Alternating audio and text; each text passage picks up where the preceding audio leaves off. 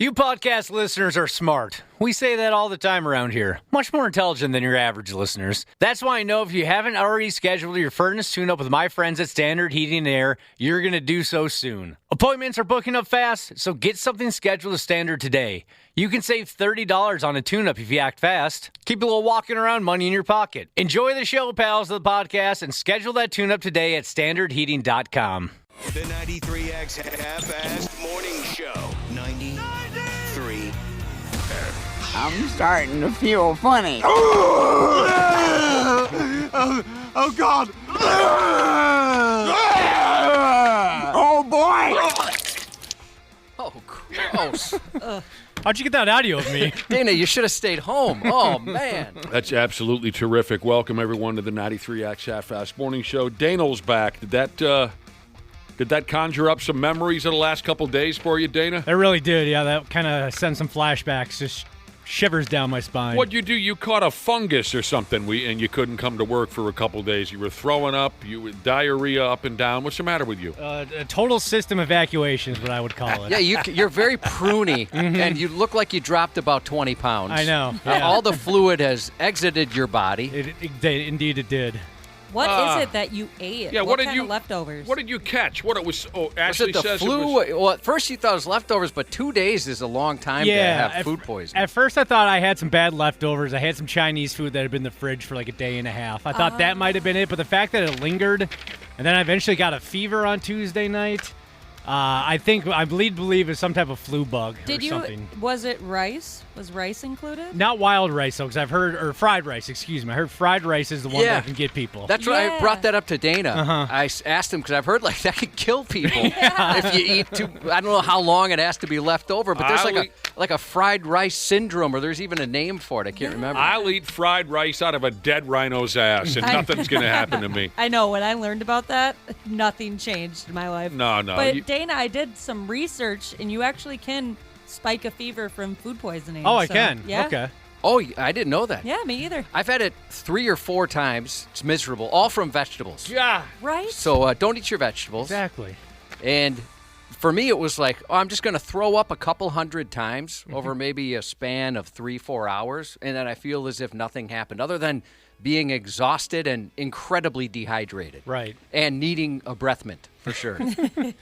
According to a listener, you had Dana-rrhea. Is that true? Did you have Dana-rrhea? I had a little bit of Dana-rrhea. So wait a minute. Did we get an answer? What was wrong with you? I guess I don't really know. You don't know. It could have been food poisoning. It could have been some type of flu bug. 2 days worth. Yeah, I mean, my wife is an elementary school teacher, so she's always bringing home those germs. Eventually, I think in a couple of years, you and Josh are just going to have broadcast setups from a hospital. And Ashley and I will be the only live human beings in studio. We can't get either one of you healthy for longer than a month and a half. Well, you know what? That's not necessarily the case anymore.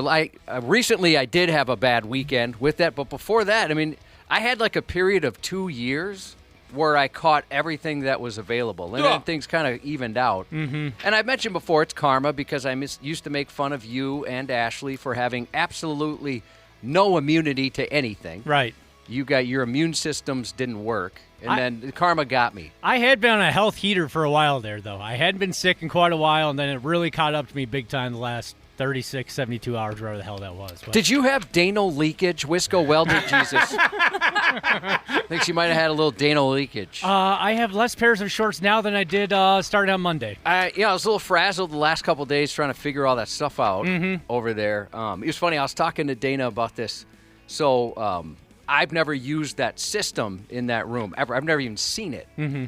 And so, I'm figuring out as I go. And unfortunately, the folks that could answer those questions are out of town. Right.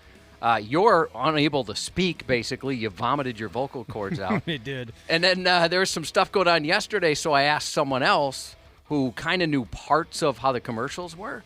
But she's filling in for a different person and had no idea. Right. So you couldn't have gotten sick at the worst time. It's unbelievable how it all timed out. It was awful. And you're right with this board, Josh. This isn't exactly a self-starting car that can navigate itself. This is one of those ones where you got to kind of jimmy the key a little bit and then put it in neutral and kind of pump the gas a few times to get her up and running. And just when things start working, something else goes wrong. Yep. Well, yeah, Josh was saying, Dana, that He tried to look up YouTube videos, and there was nothing on that board. Yeah, I went to it's the so old. I went to the website, of the manufacturer. Nothing there either. Then a promo video. It was like a geocities.com / board from 1970.com. It said, check out our MySpace page. Well, glad you're back. Thank you. It sounded like you were pretty miserable. All of the physicians in our listening audience are giving you the following diagnosis because you don't know exactly what happened to you. All you know is that you were spraying fluid from the front and the back ski. All the physicians in our listening audience have given you the following diagnosis. We've already covered Dana-rrhea and Danal leakage. Mm-hmm. You also suffered from Dane-monia, Brovid, and chlamydina. Chlamydina. I'll try to get around. Those to are all that. great diagnoses. Folks Thank did, you. when you were gone Tuesday, folks did say, it's kind of weird. Last time he wasn't in studio, it was after a Bills loss as well. Oh, that's true. So I didn't people even were think about joking that you really take those losses hard. Well, it was funny because before the game, I had tweeted, I said something like, the Bills going into the bye week, them winning or losing is really going to dictate my mood the next few days. Oh, little did I know that something else was going to dictate my mood for the next few days. Yeah, that Danal leakage. I forgot about that Bills loss very quickly. Ain't that something? You weren't kidding, though, about your wife being a teacher. I remember, and Ashley, you get this to look forward to. Oh. Once the kids go back to school, they bring home all kinds of crap pretty quick. So, that either helps or hurts your immune system right there. Well, I am not excited about that. My brother-in-law, his kiddo just went back to school. Started daycare, and she made it 3 days before getting ill. The kids are disgusting. Yeah, they're always covered in something. And they're not even that smart either. Oh, they're stupid is what they are. Hope everyone's doing great, at least better than Dana. And here we are, welcoming you to our final 612 style broadcast for the week here on the Half-Ass Morning Show. By tomorrow morning, we'll be waking up in a different town, in a different state. Josh, we'll be waking up with completely different women than we normally do. That's great. I'm looking forward to that. I mentioned I'm going to shave my entire body today just in case that happens. Maybe I'll buy some cologne. Well, that's not even fair to everybody else, right? I mentioned this before. Big Al was nice enough to bring me some Drakkar. Do you remember that on one of our booze cruises? No, Big Al's never been on a booze cruise. So it must have been somebody else. He gave it to me. Okay. That's what I'm saying. Do you remember? Yeah, sorry to confuse you, but he gave me Drakkar. And okay. So I'm saying on one of the booze cruises, that was the day of the booze cruise, I wore it, and then I felt bad for the other guys because women can't resist Drakkar. Drakkar. It's not even fair. I mean, when you put that cologne on, Dude, bring it with. It's like shoot. I don't have it anymore. Oh, well, between now and when we leave this afternoon, can someone stop at the drugstore and get Josh and I a bucket of Drakkar? It's just not going to be fair, though. I want everybody to have an equal opportunity. Do they still make Drakkar? Well, I know they did as of a handful of years ago. Can you look it up, Ashley, or How somebody? in the world would you even spell that? Drakkar. Drakkar. Yeah, I remember the brand. I only bought it once. He was nice enough to buy it for me because we were talking about cologne for whatever reason. Who's bought it? Who uses it? My buddy Big Al went out of his way to buy you a bottle Because of... he's a sweetheart. Yeah. And I had I bought it in it wouldn't have been 7th grade because I was working. So in high school, I bought some. That was like big in high school. Everybody had Drakkar. And so I worked and worked and worked. It was like $100. It was ridiculous how expensive it was. When you're in high school, $100, well, at least maybe not today, but back then, it might as well have been $1,000. Oh, my God. And so I worked forever to get this stuff. I put it on the first time, and I thought, well, I'm going to get some action. Maybe I'll get my first kiss or whatever. Oh. And the bottle dropped, and I watched $100 and an entire summer's worth of work seep through the cracks of the broken tile in our bathroom. Oh, no. It is that not- sucked so bad. I think they have fallen from grace a little bit because now you can get a bottle of it for $25. Where? Are you serious? Yeah, on Amazon. Well, what about like at a local store? I don't know how to do Amazon. So what you're saying, Josh, back in high school you had some Drakkar. You broke the bottle. You never had a chance to really I frustrated, like I raged, never bought cologne again. Then Big Al, just a handful of years ago, gifted you a bottle. Correct. What the hell happened to that bottle? You said you don't have it anymore. A buddy of mine asked if he could have it.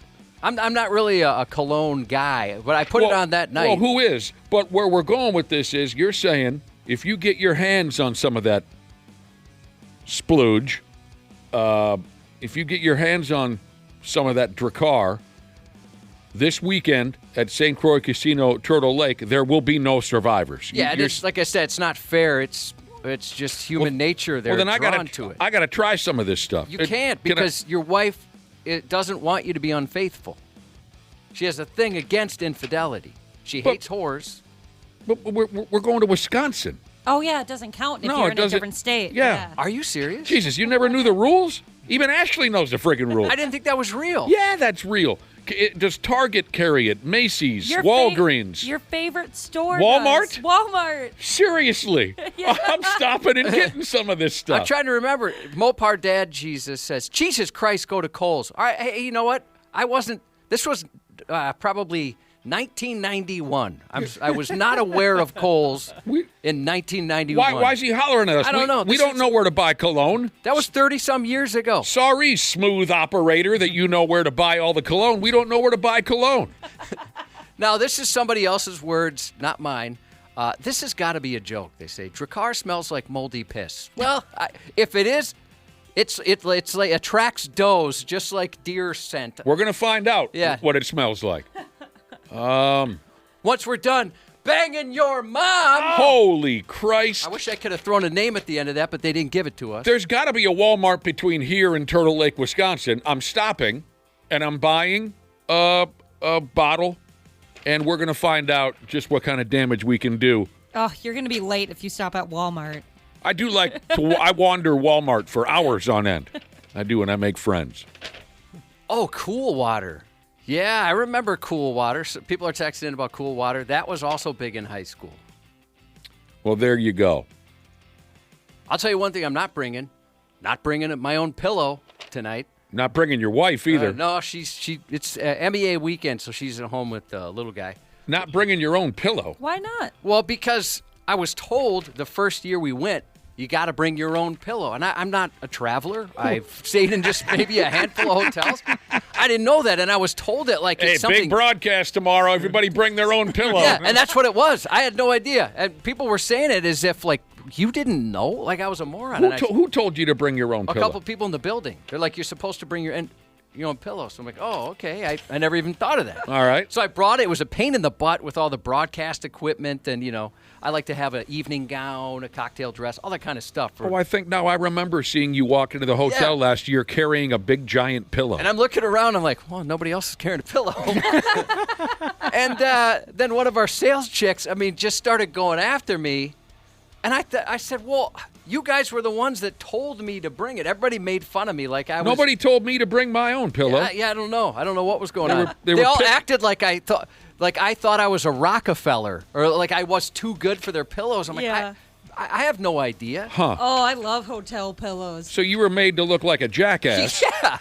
And there's I'm talking to some folks in there and I'm embarrassed in front of my new friends. I was like, I had no idea. What do you love about hotel pillows specifically? They're just fresh, usually. I don't know. They're not like my worn-in bed pillows. Yellow pillows that you probably have. Yeah, I love my exactly. yellow pillows. Don't let me hear you say another friggin' word about yellow pillows. I love all the dead skin and the sweat that I leave behind on my pillows, and I cuddle upon them and I squeeze them and I love them. Do you guys know? I have somebody, my uncle, he does this. Do you guys have anybody in your life that does this? He has to bring his own sheets. No. Wow. Yeah, it's actually, so dorky. Now that I think about it, I think my wife has done that on a trip or two, brought a blanket or a sheet because she didn't trust what the hotel was going to provide. I can sleep on anything. Yeah. I'm not picky either. I'm not one of those people who I know we've had conversations. There are people who truly fear hotel beds and the bedding and the pillows, and they think it's just, oh, my God. You know the whole story with the black light and this and that. Doesn't bother me. Nope. Doesn't bother You and me. I passed out enough places at St. Cloud State, Nick, that there's no hotel in the world that could frighten me. I could watch, as I'm entering my hotel room this afternoon, I could watch 30 naked people walk out of the room that I'm entering as they're checking out and I'm checking in. They could be covered in lube, and I could still get a decent night's sleep. I don't care. I'm very lucky, too, where I could sleep anywhere. I can fall asleep super easy, and I know you guys don't have that, unfortunately. I wish you did. But, yeah, I can fall asleep anywhere, anytime. Oh, it's going to take me a while, but what I'm saying is, yeah, doesn't bother me, all that fear of whatever, you know the bit I'm going with here. That kind of thing, not anything that I worry about. But, yeah, I remember that now last year. Here comes Josh with this big, stupid, giant pillow, and everyone was busting his balls, and you felt silly. Like a kid going to a sleepover? Yeah. Is this true? Stanky Boy Jesus said I should look up because it says gullible on the studio ceiling. Is that true? Let me look. God dang it, he got me He fell again. for it. He did. He looked up. Tonight, the nonsense begins. By this time tomorrow morning, the 93X Half-Ass Morning Show will be broadcasting live from St. Croix Casino, Turtle Lake Ski. It's part of our big ol' Brotherhood Bash Casino and Swingers Showdown. So we'll see you there. We're going to hang around tonight and drink some beer, jaw jack, place a few bets, maybe play some cards. Like I mentioned, we'll be doing our best with limited resources to put on a live broadcast from the casino sportsbook tomorrow morning. Live acid rock tomorrow night from the alien ant farm and Puddle of Mud, this and that. By Saturday, it'll be like we were never there. And any sexual relationships that we started in Wisconsin will be over. This is a once-a-year thing. We're not looking for anything long-term. Yeah, as soon as we cross the river, all done. Mm-hmm. But up until the border, we're good. And if somebody wants to pull aside to a rest stop or something, or Yeah. is it all done at Turtle Lake? What are the rules? I just learned if it's out of the state, we're good to go. You can stop before the border. Can you really? I'd say that's safe. Yeah, let's make the border our safe zone, or whatever the word may be. Gotcha. Yeah. If you want a piece of this, you better get it before we leave Wisconsin. Randy Shaver needs to help with the sports betting again because I think it was last year or the year before I followed his advice and I ended up winning like $400 because of his bet. Well, But- You won $400. Yeah. remind him today to... But the sad thing about that is I obviously left before the rest of the games finished that weekend. And so they say, hey, you've got, like a month to come back and claim your money. Or you could mail it back. And You never did either. I'm really lazy. I never did either. Yeah. Ashley. Yeah. I know a couple guys like that. They're junkies, and they'll do like a casino tour. They'll go on a road trip and stop at every casino they can find, and they'll place bets, and they'll get drunk, and then they'll forget, and then they'll look into their wallet and find that ticket or whatever you get in return, and go, "Oh Jesus, I've got 12 hours to get this money, right?" And they just end up like you. One night at the Wayzata Legion, a pal of mine, looking through his wallet, finds that he won a sports bet, and it was in Turtle Lake, and it was something significant, and he wanted that money. And, it's I don't know, 8 o'clock, 9 o'clock. Anybody want to go to Turtle Lake? And I'm like, well, it's 9 o'clock, for Christ's sake. And no, tomorrow morning I got to do this or that. He's drunk. He's looking for a ride. He ended up damn near negotiating a ride from a female who was a complete stranger to him. Wow, he's convincing. That's how, well, it ended up not happening, but that's how desperate he was for the money. So, Ashley, you're not alone. You make bets, you drink a little bit, you forget, and then suddenly you realize, oh, that's an hour and a half away. Yeah, I'm lazy. Here you go. We're giving you your shot at winning $1,000 with $5K a day. The number is 95819. Don't be messing around with our regular text number. That's not the number. The number is 95819. Text the national keyword collect, COLLECT, the number 95819. And do it now. No chance to win if you don't. We'll text you back to confirm you're there. Data and messaging rates may apply. Only a fool would text and drive at the same time. Keep listening for that 5K a day keyword at 10 a.m., noon, 2 p.m., and 6 p.m. skis. Is there a strip club near St. Croix Casino, Turtle Lake? There Don't must know. not be because nobody's ever gone. I mean, that I'm aware of. I've never heard a word about it. Yeah, probably would have come up. You're right. Yeah, somebody would have brought it up. Never heard a word about it. We got to go. Or Why, you bring want to them go to here. the Boom Boom? No, I was just curious. I'll go to the Boom Boom with you if you want to go to the Boom Boom. Well, I assumed that. You're driving? Yeah, I'll drive. Okay. I assumed that either you or Ashley would have brought it up if there was one close. Well, I mean, I know. I'm trying I to know. find one right now. Yeah, I know a couple, 3. But they're near the Hayward area. That's a good poke. Well, maybe so for tonight, folks that are coming out, and thank you again if you bought a package, Of and course. thank you if you even considered buying a package. Yeah. 6 o'clock tonight is when dinner and all that kind of stuff starts. So that's where we're going to meet and make new friends. May or may not have Drakkar. You'll know by how many women are surrounded us. I'm going to have a bottle of Drakkar. Are you really? You're Yeah. going to for sure? I'm going to stop. I'm sure, like I said, there's got to be a Walmart between here and stinking Turtle Lake. Yeah, I'm excited to smell it. Yeah, I mean, I haven't Careful, Ashley. I'm telling you. I haven't. Things gonna get weird. He says so. Yes, Josh says It's not your fault. that it's a animal reaction. It's animal magnetism. I think was It's the pure that- science. Wasn't that the old Scorpions record? Animal magnetism. Magnetism. I will be stopping, and I haven't worn cologne in easily 20 or 25 years. So I'm excited to see how everyone reacts. According to Josh, I basically just have to brace myself. Yeah, pretty much. Brace yourself. There has been plenty of times where I've been out and about and somebody walks by and they're wearing cologne and I turn my head like, oh, wow. Well, you know, we have some great smelling friends here on this program. C. Willie Miles smells terrific every time he comes in. He smells expensive, doesn't he? Yes, he Yes. does.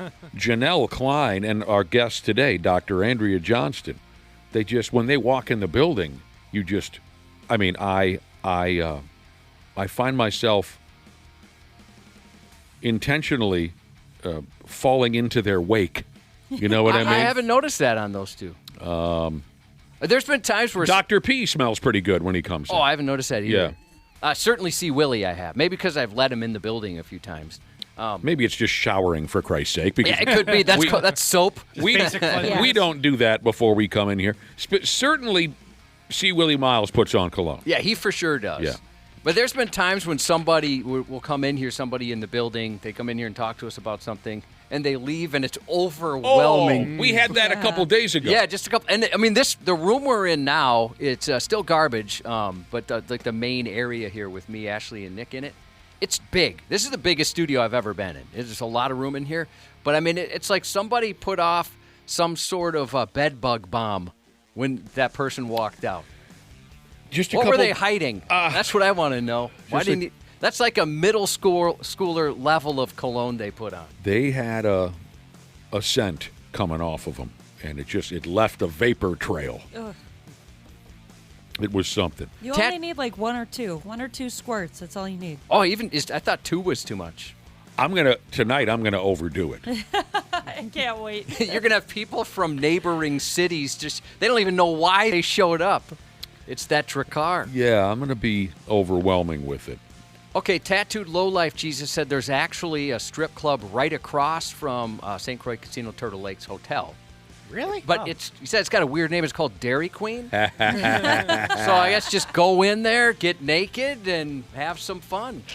Oh, we're the ones doing the stripping Well, over there. whoever. I mean, just pay the cover charge. You know, before we take a little breaky break, and speaking of getting all your clothes off, we got a new calendar we can hang in our broken radio studio. I want to thank the folks for the second year. I want to thank the folks from Max Park Place down there in Mazeppa, Minnesota.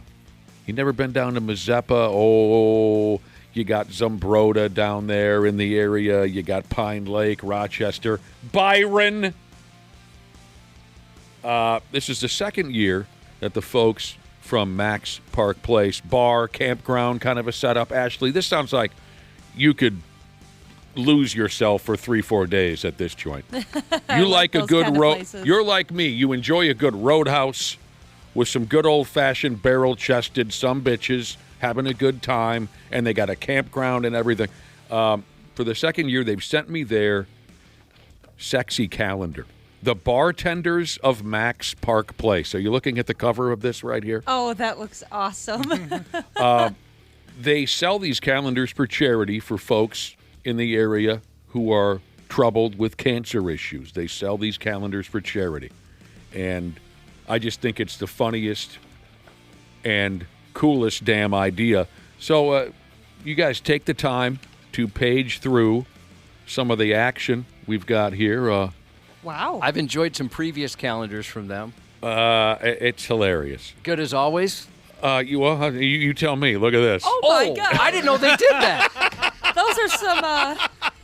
Those are some big. ones. Wow. Look at those yard hammers. I didn't know they had nudity before. Hey, Miss April, we're talking about you, baby. Whoa. Josh called them yard hammers. Wait, has there been nudity before? A little bit of nudity. Well, she's wearing pasties.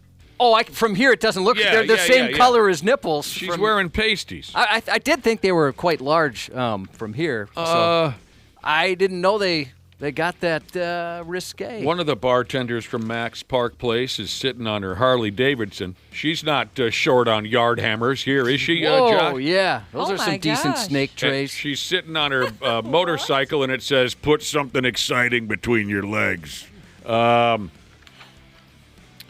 What's December? I bet they got something cute for Christmas. Oh, yeah, for sure. December. They've got, like, lights on This boobs. gal didn't want her face to be seen, Miss December. Must have a protective boyfriend. She's ripping through a case of Busch Light. Can I see it? Yes. She's got a cute Santa hat. I love that. Oh, from the back, she looks great. I imagine that Miss November would fall under my spell once I put on that Drakkar. So thanks, folks.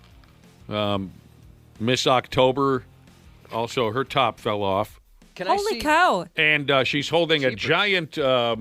giant sleeve of ground beef, and the slogan. Is that what that is? Yes, the slogan for Miss October is "Nobody beats our meat" over at Max Park. gosh. Did you want to see something, Can Josh? you look at March? Marchy March. Yeah. I don't think. Are they not allowed to hire anybody that doesn't have huge boobs? Yeah, I don't. Maybe they just have huge boobs in that Even the area. men. Wow. Miss August is. Read what that says. Miss please. August is in her little blue bikini, Josh, on the beaches of Lake Mazeppa. Is there a Lake Mazeppa? I like that. She's I like that sign. drinking straight alcohol, and she has a beach ball in hand, and it says "Playing with balls makes me happy." Yep. You want me to look up March? If you wouldn't mind. Not at all. Let me If page. you have the time. I'm going this way. Oh, Miss March is dolled up in a St. Patty's Day outfit. Oh, wow. Yeah. Look at that. I like the high socks. If you can read this, she says, you're getting lucky. And Sassy lass. I just think it's a fun gimmick. And, I got a text a few days ago saying they were sending the calendar again. It's a nice thing that you folks do, and you look great. You look Do you great. know- We got to make a road trip down there sometime, I'm telling you. Yeah, absolutely. If you think we can mop up in Turtle Lake, Wisconsin, imagine what we can do in Mazeppa. I'm sorry to put you on the spot here, but do you know, is there a website folks can... People are wondering if they can buy this calendar. That I don't know. Okay. I don't see anything in the calendar that indicates a website. As a matter of fact, I think earlier this morning I tried to click on a website and it was just a Facebook page. So, and I'm not on Facebook. So I think if you're on Facebook, you probably can find some information. Okay. Maybe you could hunt that down, Ashley. You're good at that stuff. Yeah. Maybe the absolutely. dude who was texting me, I wish I could remember his name. Maybe he's listening and he can give us more information. But there you go. I once negotiated a three-way in Mazeppa, Josh, with a junior high quality card trick. That's all it took? That's all it took. A three-way. We might be trying too hard with this Drakkar Noir, by the way. Oh, Yeah, I get it remember. right. We missed out on the last Yeah, name. I forgot that's the fancy part. Because people were texting in saying, different ways you can attract Wisconsin women. And the one that I remember the most is somebody texted in and said, if you have a little off bug spray, that'll bring Wisconsin women to you. Put a little that behind your ear. Oh, just throw a little DEET on your pulse points, and you're going to get them. 7:30, Randy Shaver will be here, and so will Vikings long snapper Andrew DiPaolo. We're getting him a day early. Dr. Andrea Johnston from German Animal Hospital around 8:20, so we better take a break. We'll be back here in a little while on the 93X Half-Assed Morning Show. Half-Assed Morning Show. 93X. You podcast listeners are smart. We say that all the time around here. Much more intelligent than your average listeners. That's why I know if you haven't already scheduled your furnace tune-up with my friends at Standard Heating and Air, you're going to do so soon. Appointments are booking up fast, so get something scheduled with Standard today. You can save $30 on a tune-up if you act fast. Keep a little walking around money in your pocket. Enjoy the show, pals, of the podcast, and schedule that tune-up today at standardheating.com. This episode is brought to you by Progressive Insurance. Do you ever think about switching insurance companies to see if you could save some cash? Progressive makes it easy. Just drop in some details about yourself and see if you're eligible to save money when you bundle your home and auto policies. The process only takes minutes, and it could mean hundreds more in your pocket. Visit Progressive.com after this episode to see if you could save. Progressive Casualty Insurance Company and Affiliates. Potential savings will vary. Not available in all states. Thursday Night Football is on, and it's only on Prime Video. This week, the AFC North takes center stage as the Pittsburgh Steelers battle the Cincinnati Bengals. Coverage begins at 7 p.m. Eastern with football's best party, TNF Tonight, presented by Verizon. Not a Prime member? Not a problem. Simply sign up for a 30-day free trial. It's the Steelers and Bengals, Thursday at 7 p.m. Eastern, only on Prime Video. Restrictions apply. See Amazon.com/Amazon Prime for details. Stupid news on the Half-Assed Morning Show.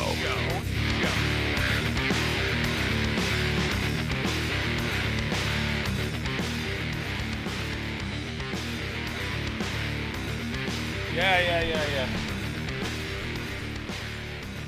All right. Let's get moving in the right direction here with the Stupid News Report. This year is just stupid people doing stupid things in a stupid place.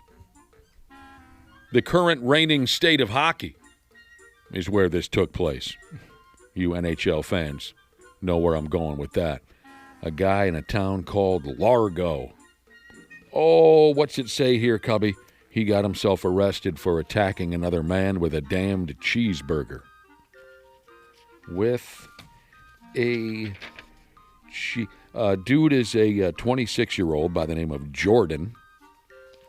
So here he comes one night, showing up outside a joint called Atlantis Gentlemen's Club. Oh, Huh? certain regalness to that. Definitely. Classy. Sounds fun.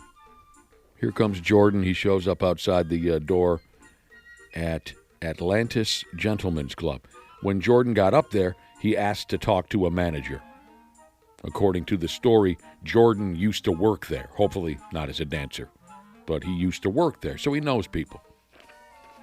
He ended up getting into an argument with someone there out front the Boom Boom Room, and Jordan stormed off to his car.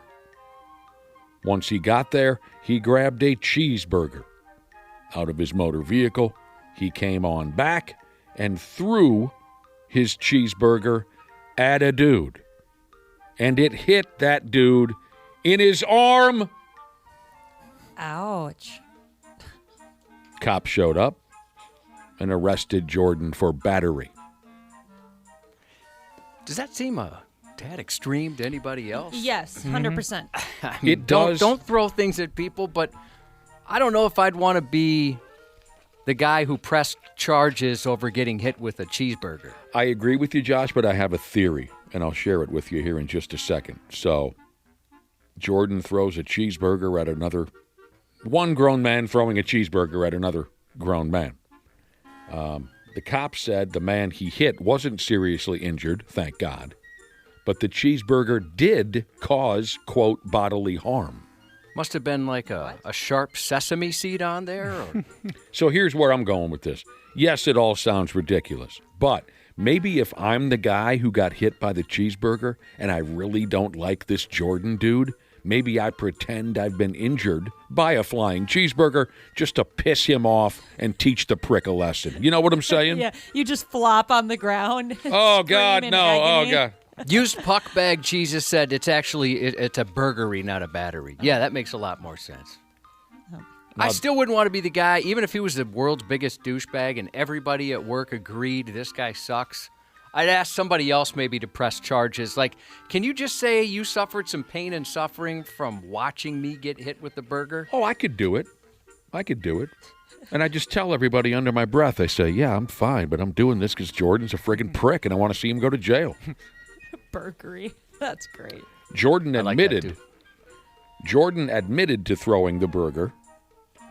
He told police that he would do it again if he could. So, he's fearless, this Jordan guy. Would you do it again? He said, yeah, I'd do it again. This Jordan kid is really bright and has plenty to offer in the future, I'm sure. It says here he also got arrested last month for stealing a gun from his uncle's boat and then selling it to another relative for $300. So this kid's going to be fine. I foresee no future problems from this kid. What are you in for? Stole a gun from my uncle's boat? You did what? Wonder how often that happens, stealing from relatives. It happened in my family a couple times. I had a couple uncles that had some serious drug issues. Oh. So they would steal from my grandma. Same here, Josh. Yeah. Oh, in your family? Yep. Drug issues will do that to you. Drug issues will make you act like that. They stole from me once. They would steal from my parents and other relatives, but then it happened to me, and I was like, all right, we're not doing this. You're paying me back immediately, because he ended up taking cash out of my dresser. I was like, do you think I'm dumb? You don't think I would notice if you stole some money from me? And, never really paid back my parents or anybody else, but he made sure that he paid me back within a day. It's like, I'm not playing around. If I was on meth rocks, I'd probably steal from every one of you. Yeah. Well, you never know. You never know. Some stuff you could sell if you want. It makes you crazy. All right. Nothing new here. Just social media again. Oh, how social media folks love to anonymously and recklessly bury people. Ruin their lives, ruin their careers, or at least they try to. Especially because now you can even post anonymously. Oh, you can? Yeah, on Facebook there's a setting, especially if you're a part of a Facebook group of any sort, you can click post anonymously, and that's when people really lay it in. And it's don't post anonymously if you're gonna. It's the bravery button. Is that what that is? Right. Yeah. Show your face, coward. Yeah, they don't know the truth, but they think they do. Oh, they're sure of it.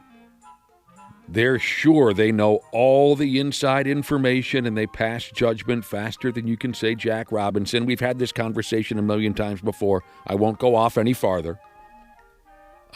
This here story is a long one, and you got to use your brain a little bit. I'm just going to go ahead. It says here, a Texas college student, a young gal, 26 years old, she's upped and began to tell her story. All about her, quote, worst nightmare coming to reality. So try and follow this best you can. A phony social media post claiming she worked as an Olive Garden waitress and was arrested for throwing breadsticks at customers went viral on social media. A phony social media post that claimed this gal worked as an Olive Garden waitress, and the story claimed she was arrested for throwing breadsticks, was everywhere on social media. It was a very dramatic story about a waitress in St. Louis, Missouri, who supposedly hurled a basket of breadsticks at a couple after they stiffed her on a tip. I used to work at Olive Garden, and there was some times where I wanted to throw breadsticks at people. Well, they're limitless. You never run out of ammo. Exactly. The story claimed that she also, after throwing the breadsticks, yelled out, "Unlimited breadsticks doesn't mean unlimited free labor." Whoa. The problem is none of the story is true at all, except for the mugshot of this gal. the gal who's telling her story.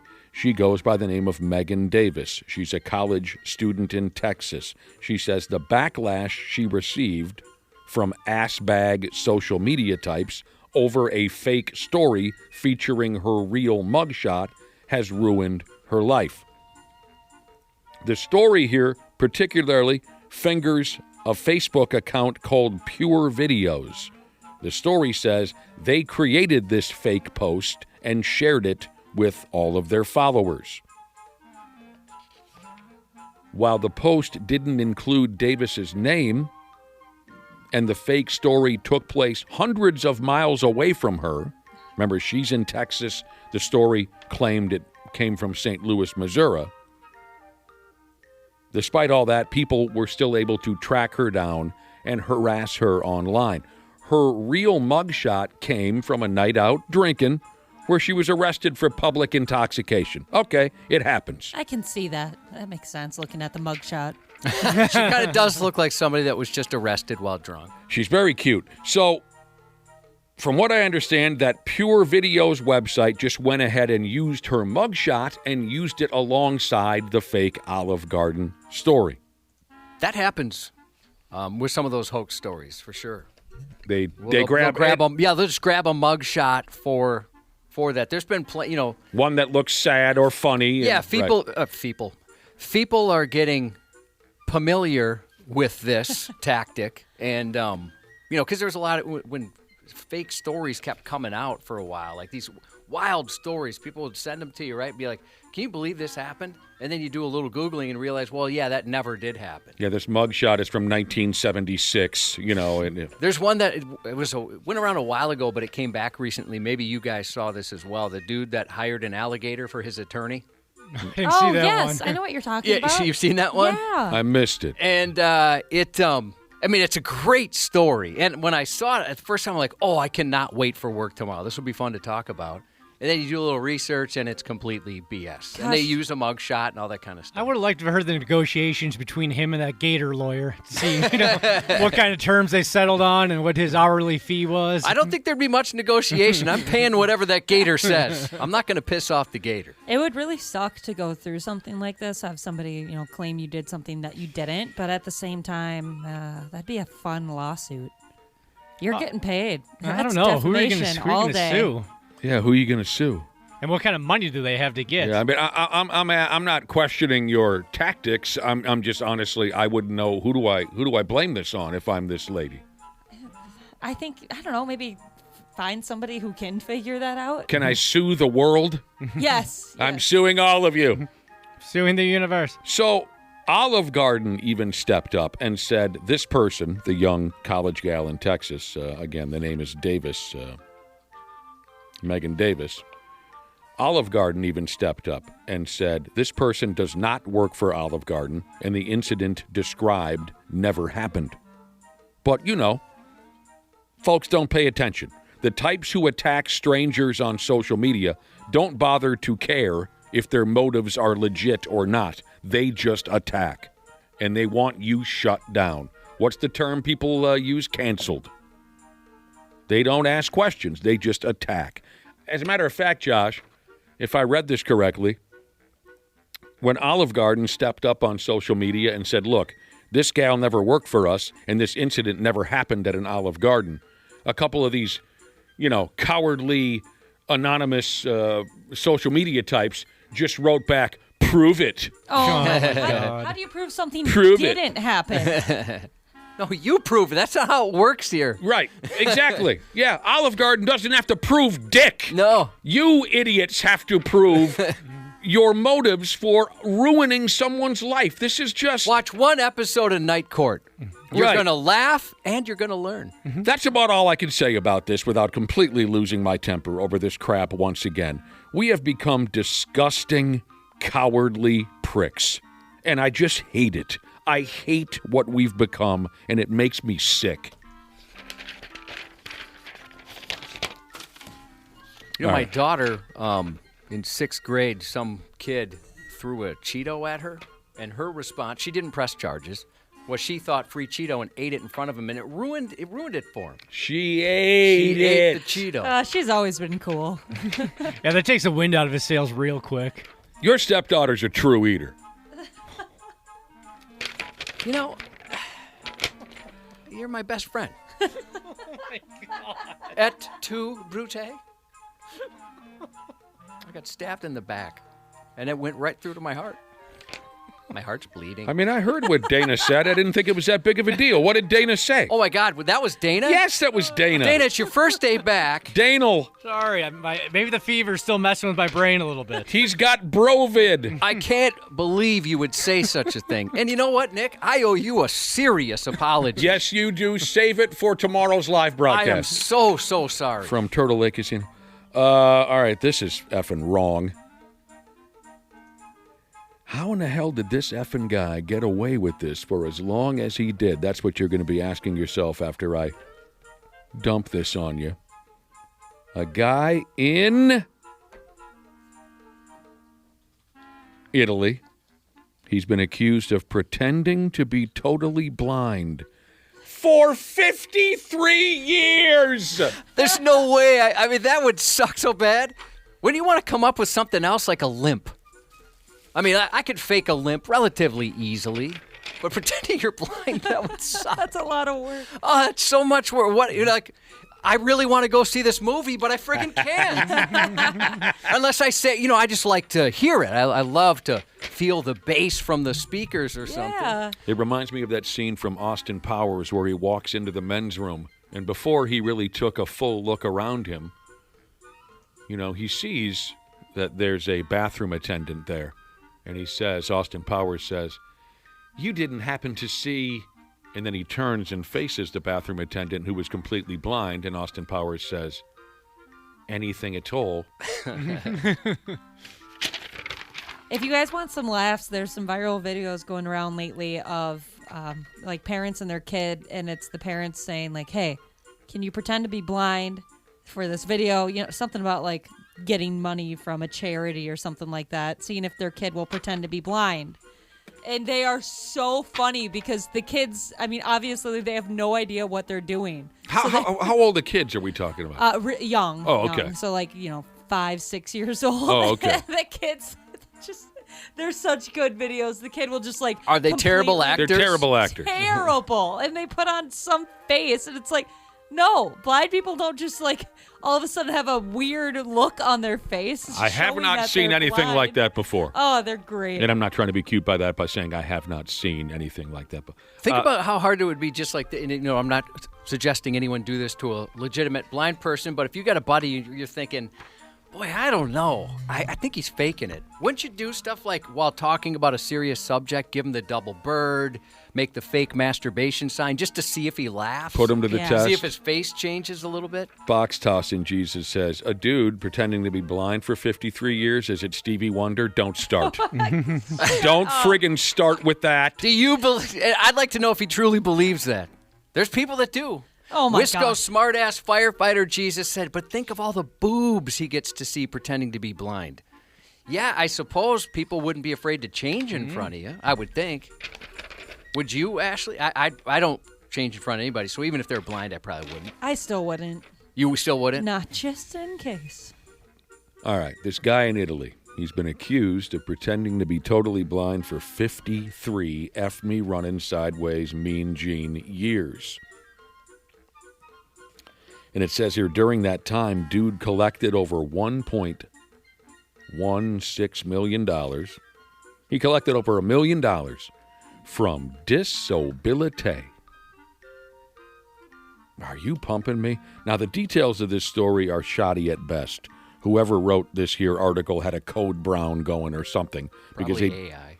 AI? I just read an article today saying 53% of the... Oh, no, I just realized maybe it was written by AI. Oh, no. 53% of the articles you read now are somehow assisted or completely written by AI. Oh, my gosh. By the end of the day, I'd like you to explain to me what AI is. But anyway, there's not much for details here. It says here the dude, the supposedly blind dude, his name has not been revealed. So he's Italian.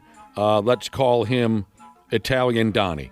Italian Donnie had apparently been declared completely blind over 5 decades ago because of a work-related incident, or at least that's the story Italian Donnie was going with. Despite the declared completely blind over 5 decades ago because of a work-related incident thing, despite all that, something seemed off about Italian Donnie. Somebody or another stepped up and said, I don't know if I'm buying this. So the workplace fraud people over there in Italy upped and decided to follow Donnie and video record him. And the word is they caught him gardening. He was using what they call here intricate and dangerous hand tools. And they saw Italian Donnie carefully looking at produce at the grocery before buying it. With that evidence, they pounced on Donnie, took his ass to court. He was charged with fraud against the state. And the phony bastard is now on the hook for all that money he took from the disability pot, over 50 years worth of free monies, running $6 million. Wow. I got to say, though, I worked with a guy who was blind, and, I mean, he could do really a lot of stuff. It's amazing how some of your other senses fill in the blanks. I mean, he was impressive. It was a lot different than what I thought a blind person could do. Very impressive. Could he sing the hell out of what's that old Stevie Wonder song? What's that old Stevie Wonder song that I still hear now and again? Oh, isn't she lovely? Love that song. H-back/R and stuff, Jesus. He kind of feels bad about something. He had a buddy he was suspicious of. He wanted to test whether or not his friend was blind. He put a plunger in his toilet, and it turns out he is blind. Dude. That's a mean prank. But I guess it's you figure that out pretty quick. You know, Stevie Wonder only made one really horrible mistake in his life, and it was called That's What Friends Are For. I think that's got to be the worst song of all time, is That's What Friends Are For, starring Stevie Wonder. Don't tell me. I believe it was Elton John and Dionne Warwick. Well, what about another collaboration? Do you like Ebony and Ivory? I loved it. That's a good one. I loved it. That's What Friends Are For. I'm going to go ahead and for now, because I'll likely change my mind, that is the worst song ever. I don't mind it. Worse than Blister in the Sun? Oh yeah. Really? Oh, yeah. Stevie Wonder, huh? Yeah. It's horrible. Just a horrible, boring, cheesy, awful song. And it was the most popular song for the year, I think, 1986. I think that single, I think, sold more than any other single in 1986. You can look it up. I think I'm correct about that. Yeah, I can't think of it. In good times, in bad times, I'll be there with you forevermore. I like that song. Oh, come on. It's Stevie Wonder. Josh, I know who's involved in the song. I do. Oh, Steven's into that deal about Stevie Wonder. Some people think he can see. He said, yeah, if Stevie Wonder is blind, then the earth is round. Bastards. Stop it. All right, what is this new Kim Kardashian crap? I'm just going to go ahead, even though I'm not sure I understand. Kim Kardashian, she's cut loose with a new style of panties. Okay. That's my exact reaction when I saw this yesterday, actually. I wouldn't imagine that Kim Kardashian wears drawers very often, but she's, trying to make money. Tough to fit, I bet. No, she's losing it. I think Her she's butt? She's losing her, but that's how they're famous. Yeah, I believe I have no idea what it's called, but like some type of surgery to take all the implant ass stuff meat. out. Wait, she has butt implants? Yeah. Oh, I just thought she had a big fat So ass. did I. I thought that's what people like. Hey, look at this natural big butt. I don't know if it's implants, but it's something. Yeah. Injections or something. Why does she want to shrink her ass?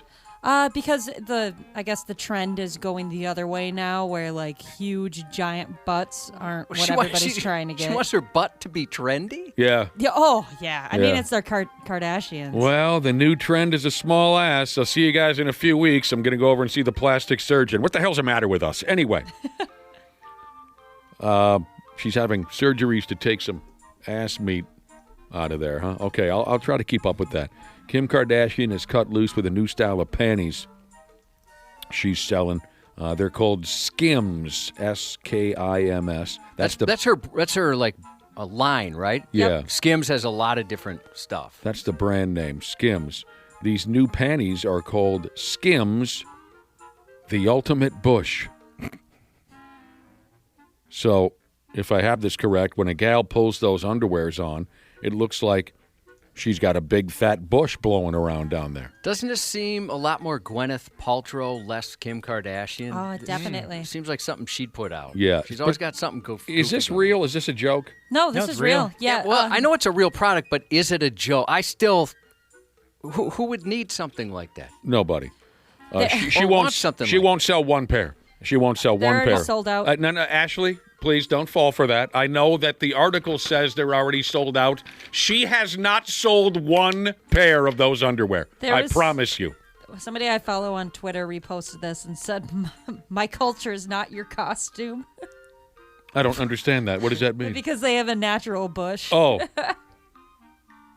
So they're calling it I thought that was coming back, the natural bush. Oh, for Christ's sake, I've been hearing that for 25 years. I'm more of a bush light guy.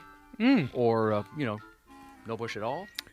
They call this a 70s throwback cubby. They call this the golden era of full frontal foliage.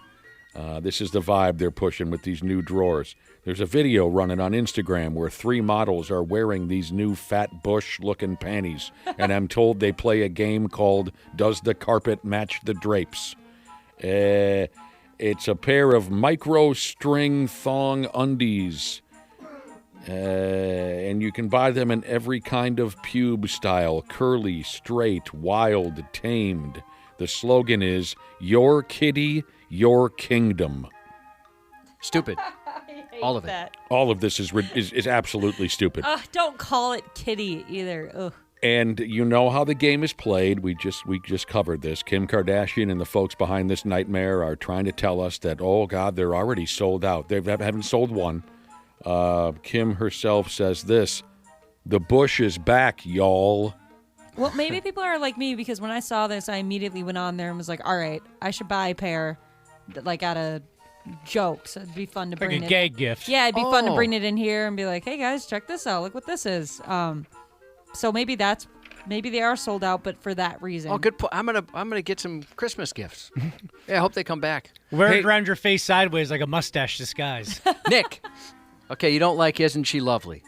Is it? No, I like that song. It's that's what Friends are for. Oh, that's right. Yeah, we got it back. I got it backwards. That's what Friends are for. Yeah. Somebody says, what about that compared to Rock Lobster?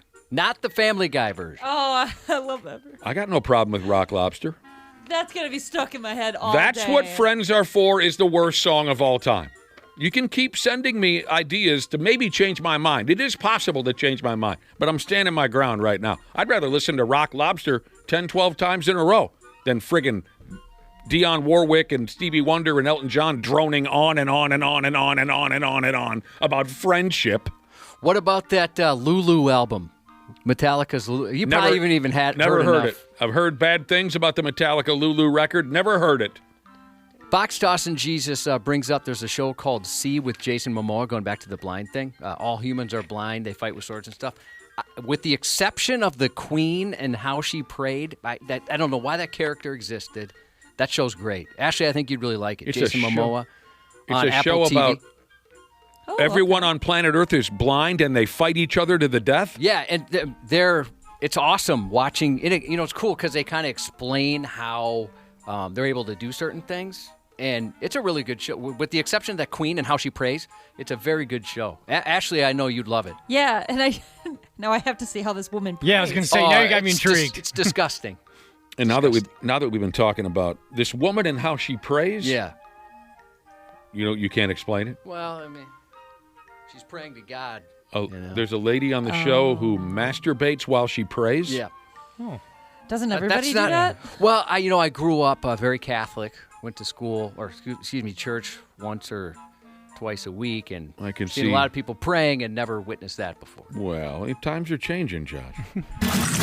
Sports on the 93X Half-Assed Morning Show. Oh, baby! Get out of here. 100% chance. Google nailed it. Barger goes deep.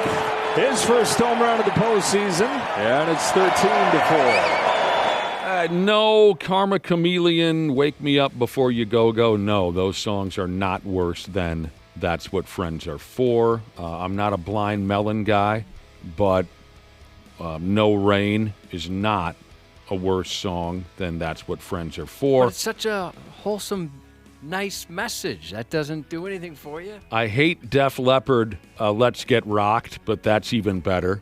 Now, this might be a loophole, but somebody text in, what about the Thanksgiving song from Adam Sandler? I'm going to have to think about that. Because, he didn't write that as a song. That's pretty bad. That might be a little outside the line. I understand what you mean, but yeah, that's going to. I have to think about that a little bit.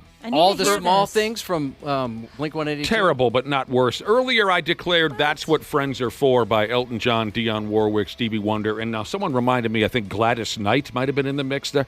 I declared that the worst song of all time. Blink-182, yeah, awful, but not as bad as Bop. Not even close. Not even close. What about Barbie Girl?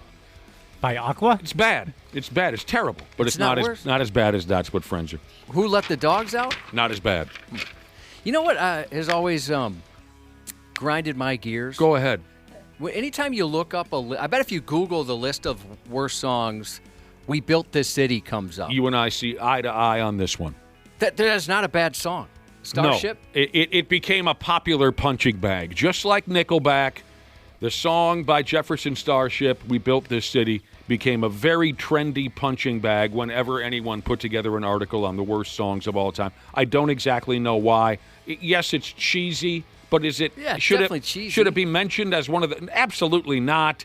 It's just, again, it's just sheeple following a trend, Josh. I wouldn't know the first thing about building a city, but if somebody built it on rock and roll, you can bet your ass I'm going there. That's a solid foundation. I'm going to be a permanent resident. I'm definitely going to visit. In any city. And I don't like, what about Kokomo? Bad, but not as bad. Well, I wouldn't call it bad. You're rolling through all kinds of bad songs. I'm giving you full credit. These songs are bad. They're just not as bad as That's What Friends Are.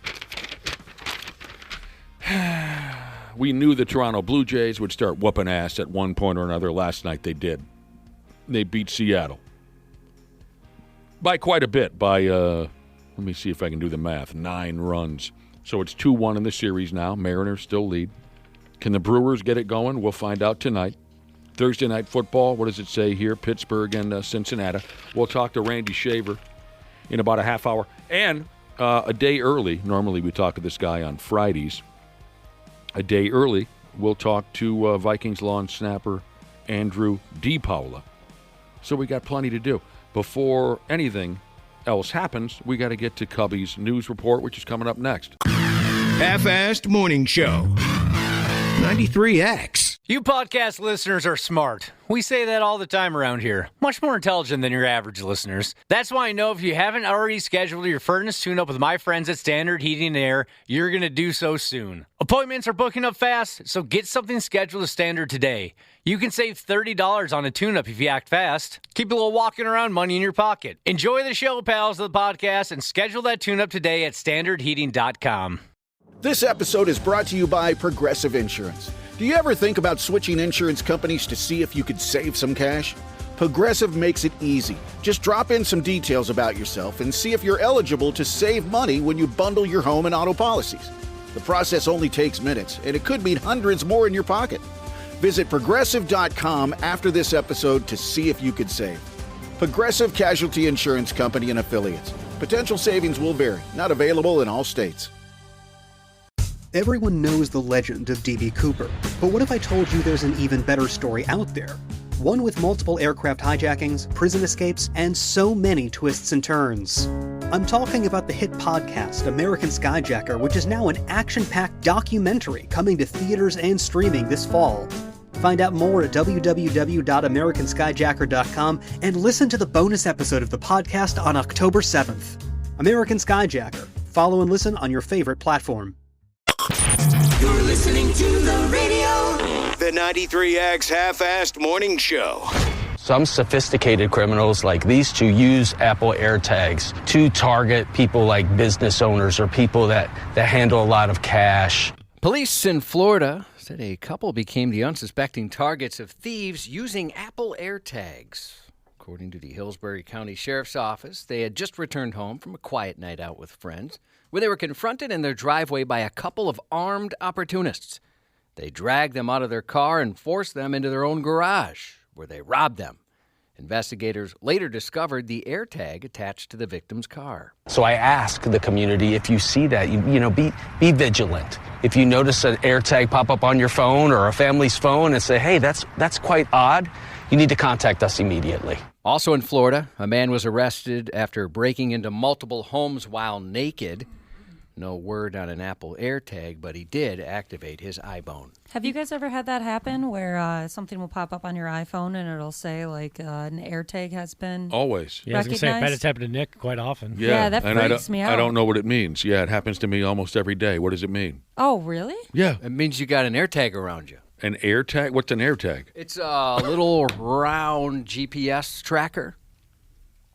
Uh-huh. Yeah. Do you have one like on your wallet, maybe? No. Uh-oh, it's like, your wife has one on you, I bet. Well, we're gonna have to sweep your car. I don't understand what we're talking about, so I'll just. It's a GPS tracker. I'll take. You get that right? You know what I'm saying? I think I do. Okay, yeah. so it's like you can adhere it to something or place it someplace.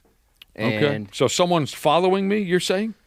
Quite possibly, yeah. Yeah, Okay. probably. Yep. Yeah, I've never really paid attention to that little announcement. I'll get alerts saying, hey, I get one every day on the way home saying, hey, you left your computer. Don't forget your computer. Oh, yeah. Go back and get your computer. That's smart. I need to get some of those and put them on every single thing I own. Well, you don't need an AirTag on me. You know where I'll be the next couple of days, starting with a trip to the St. Croix Falls Walmart to get a bottle of Drakkar. Yeah, look out, ladies. Right. Losing internet access is usually nothing more than a minor modern tragedy. The digital equivalent that is of running out of oat milk. You can survive. One moment you're online, fully absorbed in Bonnie Blue's latest team-building exercise. Jesus. And the next, buffering, black screens, and yes, browser-based blue balls, depending on what you're watching. Still, it's worth remembering there was once a time when people could function, even belong to a community, without being plugged in every second of every day. But at a home in Arizona, that temporary disconnection buffered into something far worse than inconvenience.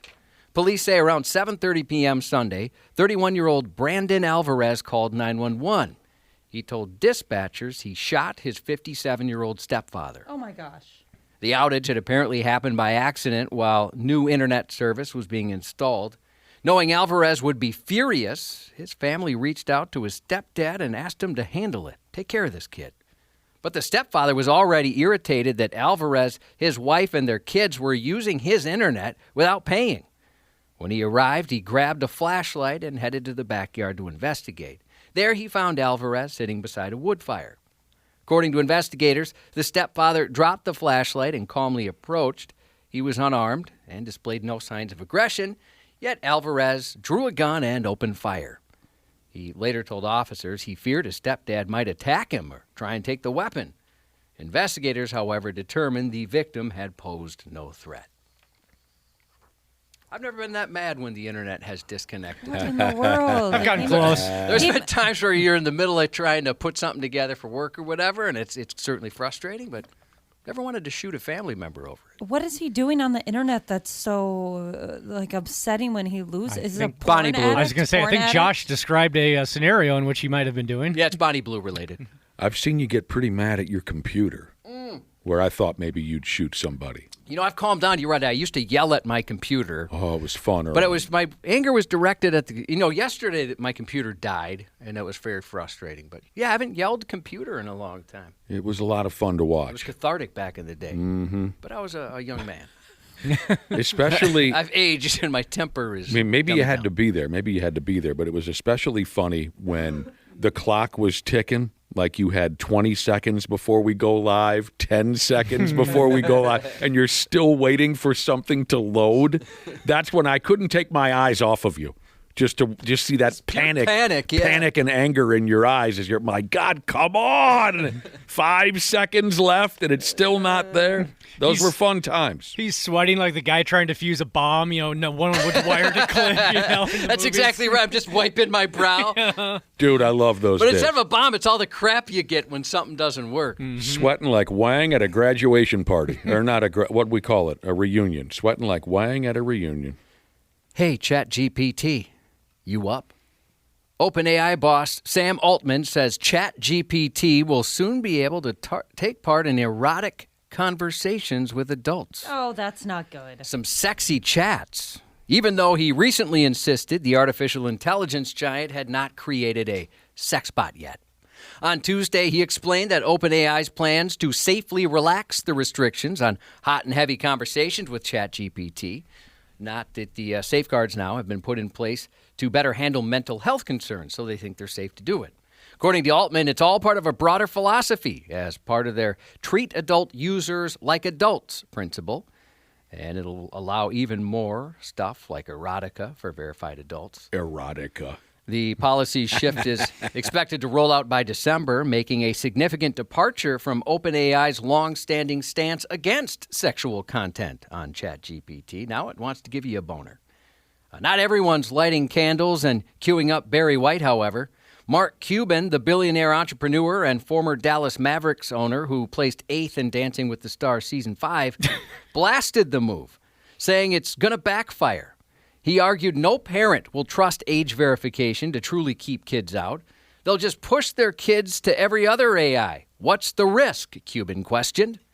In the meantime, OpenAI has been trying to soothe critics by rolling out stronger parental controls and even launching a limited teen version of ChatGPT. This is a very bad idea. Have you guys read any of those stories where people genuinely think they're in a relationship with AI? Yes, I had a brief relationship with AI. Oh, yeah, I forgot about that. Did we bring this up on the air, or was this an off-air conversation? Yeah, we brought it up. Oh, we did bring it up? Okay, then I don't want to bore people. You fell in love with her. I was just very pleased with the level of customer service I received in a text conversation for an auto dealership and not realizing it was AI. It was the most friendly person I'd ever talked to. And it was not a person at all. Yeah. But yeah, I don't like the way this is going. People are it's scary the level that people get to with AI. Police in Fridley are investigating after a bomb threat disrupted operations at a local hospital yesterday.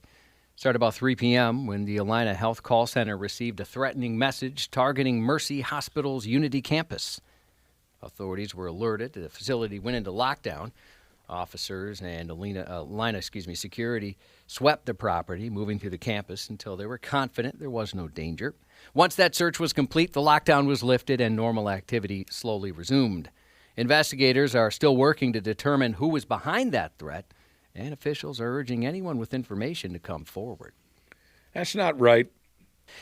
Meanwhile, people are still struggling with the real world as far as relationships go. A North Carolina man decided to surprise his ex-girlfriend while she was shopping at a grocery store by plunging a knife into her as she tried to leave. Son of a bitch. Surprise! According to the victim, Matthew Miner appeared out of nowhere and followed her to her vehicle.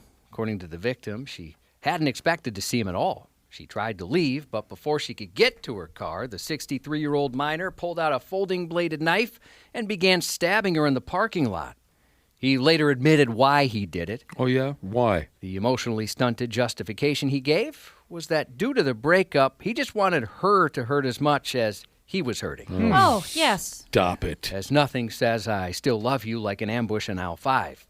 She fought back but couldn't escape until a store manager intervened after hearing her screams, prosecutors said. Minor fled the scene but was later apprehended at his home where the knife and the victim's phone were found. Somebody give this guy a beating. Minor will face major charges, according to attempted first-degree murder and first-degree kidnapping. Well, that ought to work. Just before the Toxic Avenger movie landed in theaters this August. Oh, Christ, I forgot to see that.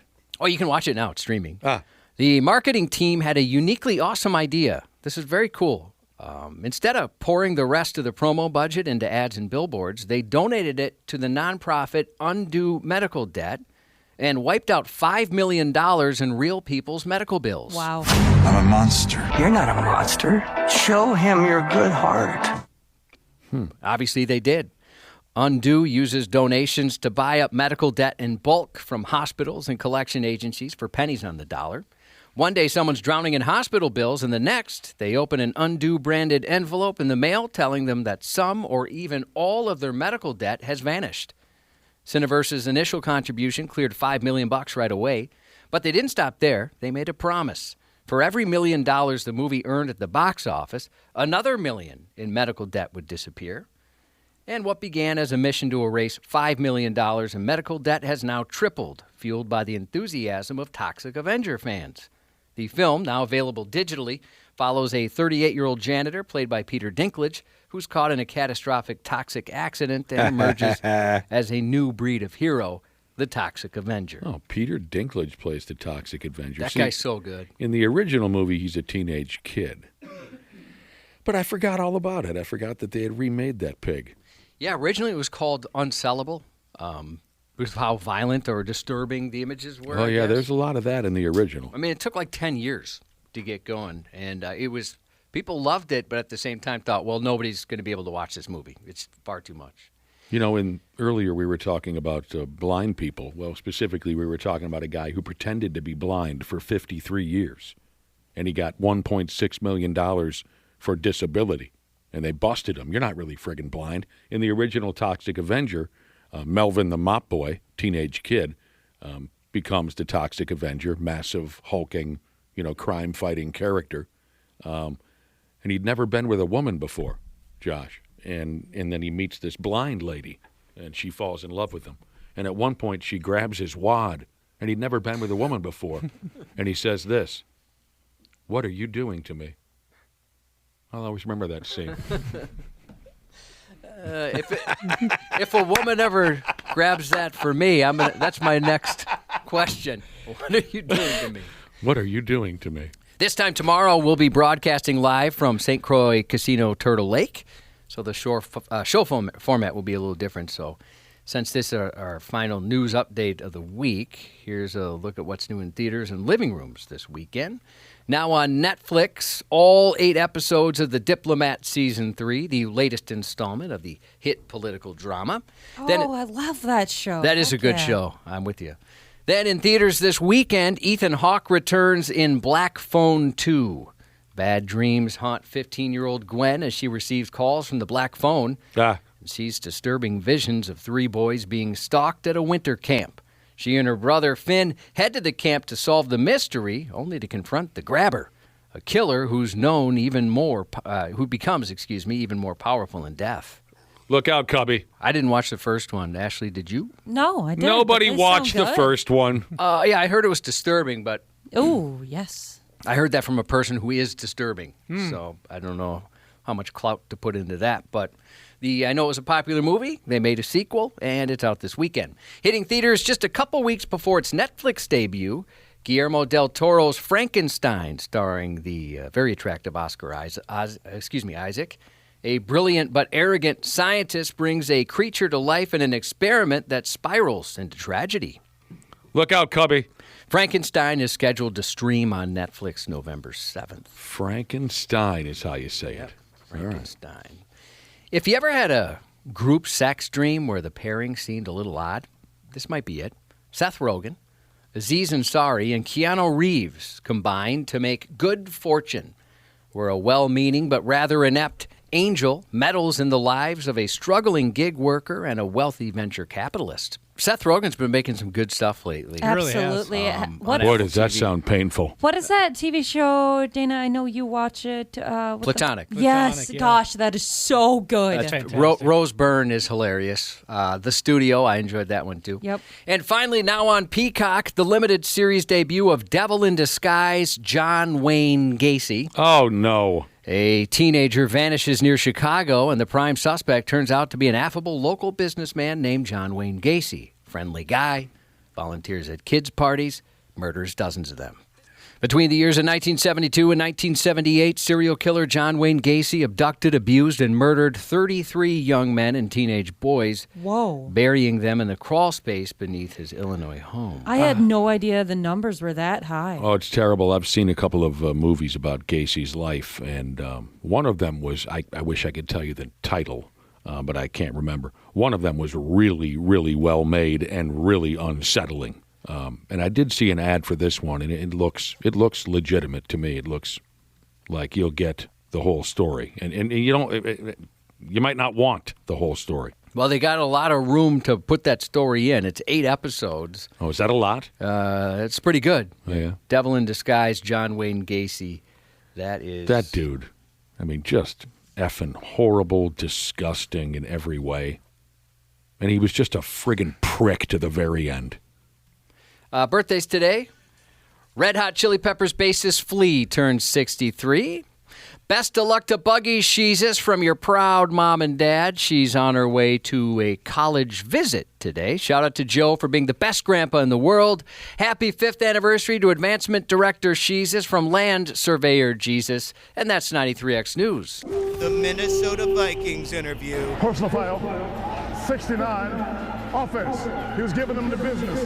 Touchdown! Vikings win it! On the Half-Assed Morning Show. Ankle is, it's getting there. I wouldn't say it's 100% right now, but, we're striving every day to get there as fast as possible. Feeling good. Yeah, no, feeling good. Yeah, it's just one of those things. You just play through it, and I'm feeling pretty good right now. Where do things stand as far as your starting QB for Sunday, Kevin? They stand in the same place they did Monday when I answered that question. Okay. Sounds like someone's getting a little tired of quarterback questions. Word up, Randy Shaver. How you doing, man? I'm doing good this morning. Thank you. What you doing on the telephone, son? I am sitting outside of the Talk North studios. This morning I'm doing a live high school football playoff selection show at 10 a.m. So getting all set up and ready to go this morning. The brackets are being unveiled?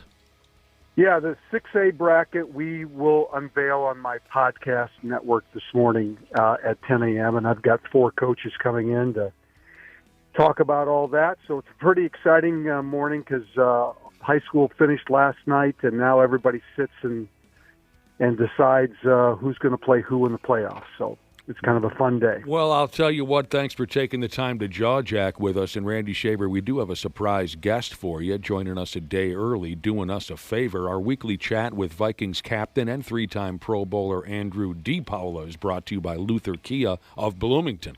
There you go. Dan, that's your bro from over there at Luther Kia Bloomington, Dinger, right, Josh? He's the man. Dinger. Thanks, Dinger. Yeah, say hi to Dinger when you go there. Say hi to the sumbitch, or his feelings will be hurt. How you doing, Andrew DiPaolo? Good morning, guys. Good morning. Yeah, nice to talk to you. All right, so fine. Let us in on the inside information. Who's getting the start at quarterback this week? And then your thoughts on that. Trust me, if I knew, I'd be a lot richer than I am right now. Do your friends and family ask you those kind of questions, or do they just leave you alone? Not anymore, because you get those questions a lot, like earlier when you were young, and then like when I was younger, I'm like, wait, I don't know, like I don't know, like what's going on, and then injury stuff, like we don't get told that either, and then honestly, and I know people aren't going to believe me, but the info I find out like on Twitter, like usually after everybody else. Hey, you know what? We're going to believe you. It's the same around here. I mean, Nick can attest. There's plenty of times people ask certain questions like, I'm not sure. I have no clue what goes on around here. Andrew, I am usually the last swinging D that has any idea what's going on around Folks here. don't tell us stuff. So you guys get it. Absolutely. Yeah. Definitely. Because we've had that too, where friends and family will say, well, what's going to happen with this, or how does this work? I'm like, I don't know. No clue. I think Leonard Skinner. Yes, I think I've given them the same answer so many years now that they're like, we just not going to ask him. We should just wait till Twitter tells us. Yeah, you just give him a list. Follow Pelissero, follow, We don't know what the hell's going on around here either. So, yeah, that's the big hubbub. Who the hell's going to get the start at quarterback this week? Well, you're a team captain. You should have some kind of say in it. A vote. It's a good idea, actually. I'm going to bring that up. Yeah, they should take a vote amongst all the team captains. You guys should have the final word. Your head coach sounds a little pissed off about the whole thing. Yeah, it sounds like he's tired of answering it. I love that. I love sassy KOC. Yeah, you don't see that too often, do you? Or maybe I just have been missing it. Does he get kind of that way, Ashley? I haven't. No, this is the first time I've ever seen him get like that. What's the maddest you've ever seen your head coach, Andrew? I mean, he gets fired up in both directions, like with us. Yeah. I mean, I guess not with the media, but like he's a passionate guy now, and I've seen it come out. He seems like one of those guys. Like I don't know if this is your experience, but if he yelled at me, it seems like it would make me feel so bad. Like a disappointed father? Yeah. Is that how you feel, Andrew? Like with KO, it's actually the opposite. Like when he yells, it's very rare when he yells. But when he yells, it hurts. But he also has this look, like when he doesn't yell and he just looks at you, and you can tell he's disappointed, and that hurts even more because feel like you let him down, and it's like, no. Back to the dad thing. It's funny when my dad was a yeller. He would yell all the time. He was a big hothead, but the times he didn't, I knew I was in major trouble. I was more scared of that when he didn't yell. I thought, here we go. When they go quiet. They go quiet, it's like, uh-oh. My dad was often just too confused as to whether or not he should get angry. He sound like your dad. I didn't know him super well, but I think I got to know him over 3 decades. Word. Very even keel. Or my dad became that when he got older. Oh, yeah. Was your dad always like that, even as a young guy? Pretty even keeled. I only saw him lose it a few times, and let me tell you, it was a hell of a show. But yeah, he was a little. He would more just give a confused look. So, all right. Well, here's the deal, Andrew. Thanks for joining us a day early. How was that bye week for you? The bye week was much needed. I was at home by myself with all 4 kids. How old are they now? Son of a bitch. 6, 4, 2, and 1. Oh. Jesus Christ! All by yourself? Where was your wife at? So my wife took a girls' weekend with her college friends. They do like a trip every year, and this year she thought that the bye week was, the time to do it. And honestly, though, like what she deals with at home, I'm like, you know what? Go right ahead. Get your reset in. Get some sleep. You need it. Like, and I don't mind. I love staying home with the kids, and she doesn't believe me, but they act better for me for some reason. They usually do. So yeah, so like I'm it's cool. Like they listen to me, they do what I ask, and yeah, no big deal. So there was no moment of just pure helplessness there watching after. There absolutely is. Oh, like when they're all whining and they all need something, like all 4 of them. Yeah, that's when I'm like, holy cow, I don't know what to do. Mm-hmm. So what's different when it's just dad? I can tell you when it was just dad at our house, we got to eat like crap. I mean, that's like we got to order pizza or something we never ever did when mom was. You got some treats. Yeah. Oh. I guess we ordered pizza the one night, and then I put leftovers in their lunch for like their little school and daycare, and then the other nights we I just made food at home. You skipping bath time and stuff like that? You don't need to brush your teeth today. No, we do bath time. Bath time's cool. Bath time's fun. The 2 older ones just hop in the shower, and then I got to bathe like the 2 little ones. But like the baby, he like falls over, so I got to keep my eyes on him, which is difficult. We're talking with Andrew DePaul, a long snapper from the Minnesota Vikings, who spent how many days alone in charge of 4 children?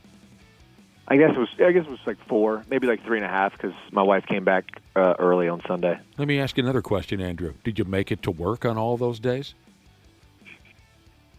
Well, we were off. Yeah. It was Christ, yeah. I was going to give Randy hell because he had 2 grandchildren in his house and his wife to help him, and he missed 3 days of work. Widespread panic. I'm going to bust your balls for that forever, Randy Shaver. Well, you certainly can, but you know what? My wife is so grateful that I was there in the morning, because I'm sure Andrew can attest.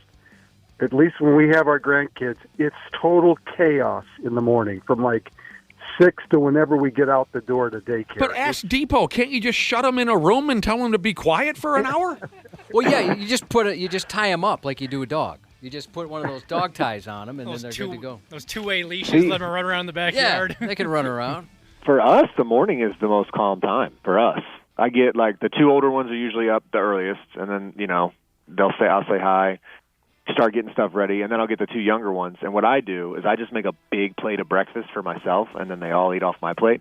It's great. Oh, that's so smart. Well, we're getting questions. Widespread Panic Jesus is one of many people who have texted today, and they want to know your thoughts on Wiregate. If you could talk about that missed field goal that appeared to hit a wire. Oh, Christ. Yeah, that was a couple weeks ago there in London or Ireland or whatever. Yeah. What are your thoughts on that deal? I honestly didn't see it when we were on the field. And I don't really look too often because usually I got to block somebody or I'm getting put on my ass. But I didn't see it on the field. And then, like everybody else, we get on the plane to head back, and everyone's showing me, like, look, did you see this? Did you see this? And, I mean, I don't know if it did or if it didn't. The angle certainly makes it look like it did. But I have no clue. I have no idea. I mean, luckily you guys won the game, but I'd imagine it'd be a much different feeling there in the locker room had you lost because of that. I'm sure it would have, had we lost, I think things would have been brought up and it would have been handled a little bit differently. Was your kicker kind of pissed about it? There were a couple articles written that said, well, it ruined his perfect season that he was having so far. Did little Willie have anything to say about it? Willie? No, he's got less to say about it than anybody else. I mean, that kid is just so, like, I don't know if it's focused or like he's just like, whatever. If it hit the wire, like it hit the, like he's just like, I don't care. I'm moving on to the next kick. Well, he's got 8th grade classes to worry about. Yeah. So. He's got to figure out a homecoming date. Jesus! Every time I see that kid on television, I think there's no way he's got a driver's license. He's got to get to karate lessons or something. Man. We're also getting questions, Andrew. People want to know, when are you going to open up your bagel store here? We need a second location, and we need it in Minnesota. Oh, I like a good bagel now. Yeah. Especially a free bagel, Andrew. Yeah, DePaula. free-for-life bagels. Yeah, I love the enthusiasm behind everyone who's never tried one of my bagels. So I'm all about it. Look, if there's anyone out there that knows of a space available, something small, not huge, just something I can put a kitchen in and set up shop. Let me know. I don't know how you'd let me know, but just let me know. Well, that's got to be nice that there's that much faith in you. You bring up a very good point. Never has anyone here ever had one. Well, it's of a your bagels. bagel, for Christ's sake. I mean, your store's been open for a while. How do you F that up? You know what I mean? How can you screw that up? Yeah. Trust me. You can. You can. I bet I could. Oh, what's the name of your bagel shop again, and how long's it been open? DePaula's Bagels, and I think this is our 3rd year now. So we're in our 3rd year. Must be doing pretty well. Got it figured out. But you are looking seriously into putting one in town? Have you thought about it? I'd love to put one up here. Yeah, I've thought about it extensively. I'd love to do it. When you're all done, are you going to stay here? We actually had that conversation the other day. That's an ongoing conversation. Yeah, I know you had that conversation. Which the side other are day. you on? I know. Right now, I'm leaning towards staying. Oh well, we would love to. We would love to have you. I think Minnesotans would really like that. Yeah. Yeah, I'm seeing how like my daughter, who's now in school, is like flourishing with being in school, and like she's got her little group of friends, which has been really cool to see. And like, it's been hard for me to picture taking her away from that, Yeah. And I'm sure wherever she goes next, she'll do the same thing. But like, just seeing the excitement on her face every day when she comes home from school, gets off the bus, and has her little routine, I'm like, man, I would hate to break her heart and tell her that we have to leave and not come back. Well, that'd be really cool if you stuck around. Who else has a say in it? Do your folks or her folks have a say in it? Folks? I mean, parents. I think they can give their opinion. But I mean, ultimately, it's the decision of my wife and I guess. There you go. We are close with both of our families, so that's what's going to make it tough. Right. But they run your bagel shop, don't they, out east? My parents do, your yeah. Parents, yeah. Does where's your wife from? I'm sorry if you've told us this before. Same as me. We went to middle school and high school together. Oh, okay. Shoot, you've been together forever. That's awesome. Mm-hmm. So I assume her family's out there too? Yep. Okay. Yep. Josh was wondering if maybe your wife knew his girlfriend out in Niagara Falls. Yeah, she's on the American side. Longtime model. You probably heard of her. Probably. Yeah, she probably does. You got to play the Philadelphia Eagles at home this weekend, Andrew. Have you ever practiced the tush push on or off the football field? The tush push? Like me personally? Yeah, you guys ever practiced the tush push? I mean, the last time I did a QB sneak was in high school. Oh, yeah. And Randy Shaver was talking about high school football a minute ago. He's got a program. Where do folks find that program, Randy? It's on YouTube on the Shavers Prep Football Podcast. You just type that in and you'll find it this morning. It's a live show starting at 10 a.m. What's your fondest high school football memory, Andrew DePaula? Before we let you go, you got to go off to a meeting here. We know that. But fondest high school football memory. I know your fondest college memory was you got. Was it college where you caught a touchdown pass in college, didn't you? Threw a touchdown pass. Threw a touchdown pass. Okay, what about fake field goal? Fake field goal, touchdown pass. What about high school? High school, we won states twice. Dude. And then we went to states my senior year, ultimately lost. But, I mean, that year was just like 20 of, like, the starters. We were all best friends, just having fun. You know, our last year, that whole year was just awesome. Dude, Really I mean, special. that is pretty cool. I mean, most of us would say, well, we won homecoming one year. You know, you guys won 2 state tournaments, went to a third final, for Christ's sake. I mean, that's outstanding. Yeah, we got Papa John's after a game one time.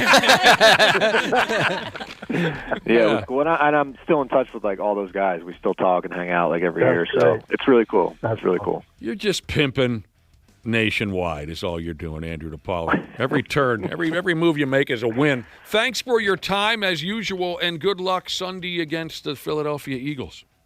Thanks, guys. I appreciate it. All right, pal. We'll talk to Andrew again next week. Next friggin' week. Damn. Andrew was a quarterback in high school. Did you know that? I didn't even bother asking because I'm high. He was. But, He was their starting quarterback. He should have said something about that. How did you know that? Because I interviewed him for my high school football podcast. And we talked about his high school days. Run it. Yep. All right, there you go. Oh, God. Gas again? Yeah, I never got a chance. I was going to ask him about, we'll get it next time. Has anyone seen anything definitive on who's starting at quarterback Sunday for the Vikings? It's going to be McCarthy. No. It's going to be McCarthy. Well, McCarthy was listed as limited in practice yesterday. Yeah, but they do that all the time in the NFL. I guess I'd be really surprised if McCarthy is not the starting quarterback on Sunday. All right, fair enough.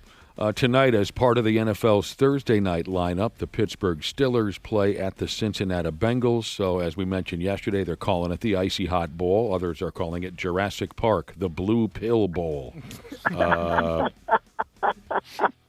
Karen Rodgers versus Joe Flacco. I saw someone the other day, Josh, and this is a deep reference, someone the other day compared it to the movie Cocoon. You know what? That movie's kind of tough to find. I loved that movie. Did you like Cocoon? So did I. That was so good. I don't really remember it. That was when I was in junior high. I think I cried when I watched it. Randy, did you get teary-eyed at all? I did, yeah. Yeah, I'm pretty sure I cried in that movie. Oh, God. They compared it to the movie Cocoon. Yeah, that came out when I was, I think, in 5th grade. 1986, I think. It's about a bunch of old I think folks. it was 85. Yeah, that was awesome. Yep. Steve Guttenberg, right? Wilford Brimley's in that thing. Steve Guttenberg. Well, he wouldn't have been old enough. No, he was in that. Did he play an orderly at the old folks' home? Something like, yeah, he was in that one. It's about old folks who their dreams come true or something. That's hilarious. Tonight, Cocoon. Karen Rodgers versus Joe Flacco. Ron Howard directed that one. That's right. Ron Howard. Yes, he did. I remember that was a big deal. Big friggin' deal. Of course, Sunday the Vikings face the best player in the entire National Football League, quarterback Jalen Hurts. They may have to try and stop the tush push at one point or another. All right, check this out. We're going the other way with this story now. Something else we talked about yesterday. The Big 12 football conference has fined the University of Kansas $25,000 because they say a coach for Kansas, I don't know if it's a head coach or some other style of coach, a coach for Kansas by the name of Lance Leopold. Remember, he made that statement that a pocket knife was thrown at his staff during the Jayhawks game at Texas Tech last weekend. Yes. The Big 12 Conference is more or less saying that this Leopold dude made it all up or jumped to conclusions and made a bunch of disparaging statements about the Texas Tech crowd without knowing all the facts. Oh, my gosh. So they must have done an investigation and figured that out? Yes. How did they come to that conclusion? I don't know exactly how they came to that conclusion, but the commissioner of the Big 12, some big shot named Brett Yormark, said in a statement, the Big 12 Conference prioritizes integrity and will have no further comment on the matter. They're pissed off about it. I don't know how they came to the conclusion, but the vibe is that it maybe never happened at all that a knife was found on the sideline, or there was a completely rational explanation behind the knife on the sideline, but this Coach Leopold wanted to pop off about what a terrible crowd they have there at Texas Tech. And the coach apologized. He said he had an emotional reaction and couldn't contain himself. He has said, I accept their findings and the ultimate ruling. He wants this to go away. But, you know, honesty and the truth are a problem in this country for quite a few people. Some of them even work in college football. So, yes, it is. Yeah. We knew the Blue Jays would get cooking at one point or another, Randy.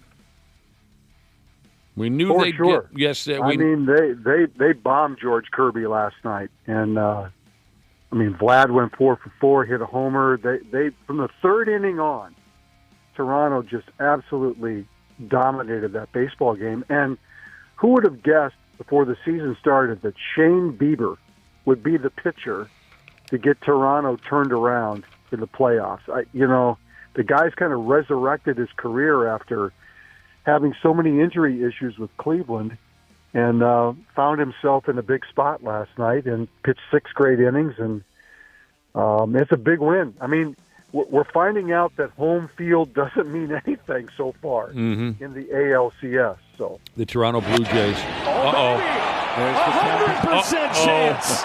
Google nailed it. Barger goes deep. His first home run of the postseason, and it's 13-4.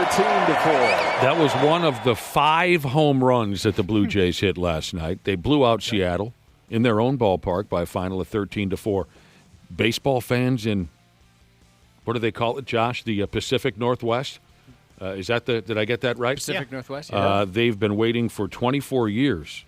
It was their first ALCS home game since the year of the Jurassic Park water squirter, Josh, 2001. That was 2001, yeah. And in the end, all those fans saw was a terrible and merciless beating. But Game 4 is tonight. We'll see how she goes. It's 2-1 Seattle, if we didn't already say that. 41-year-old 3-time Cy Young Award winner Max Scherzer is going to go ahead and start for Toronto. What does that old bag of bones have left? He does have some stuff left. He's actually pitched pretty decent for them. So, okay.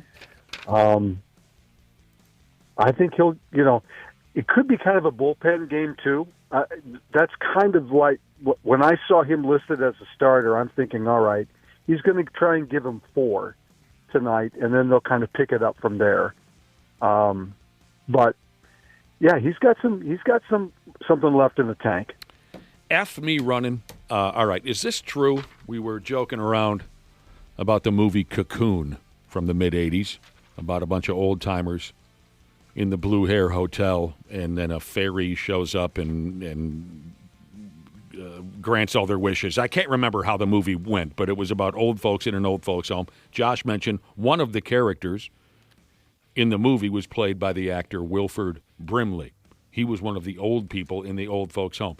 I don't know if this is true, but a listener texted in and said Wilford Brimley was only 49 when that movie was made. He says, you guys are older.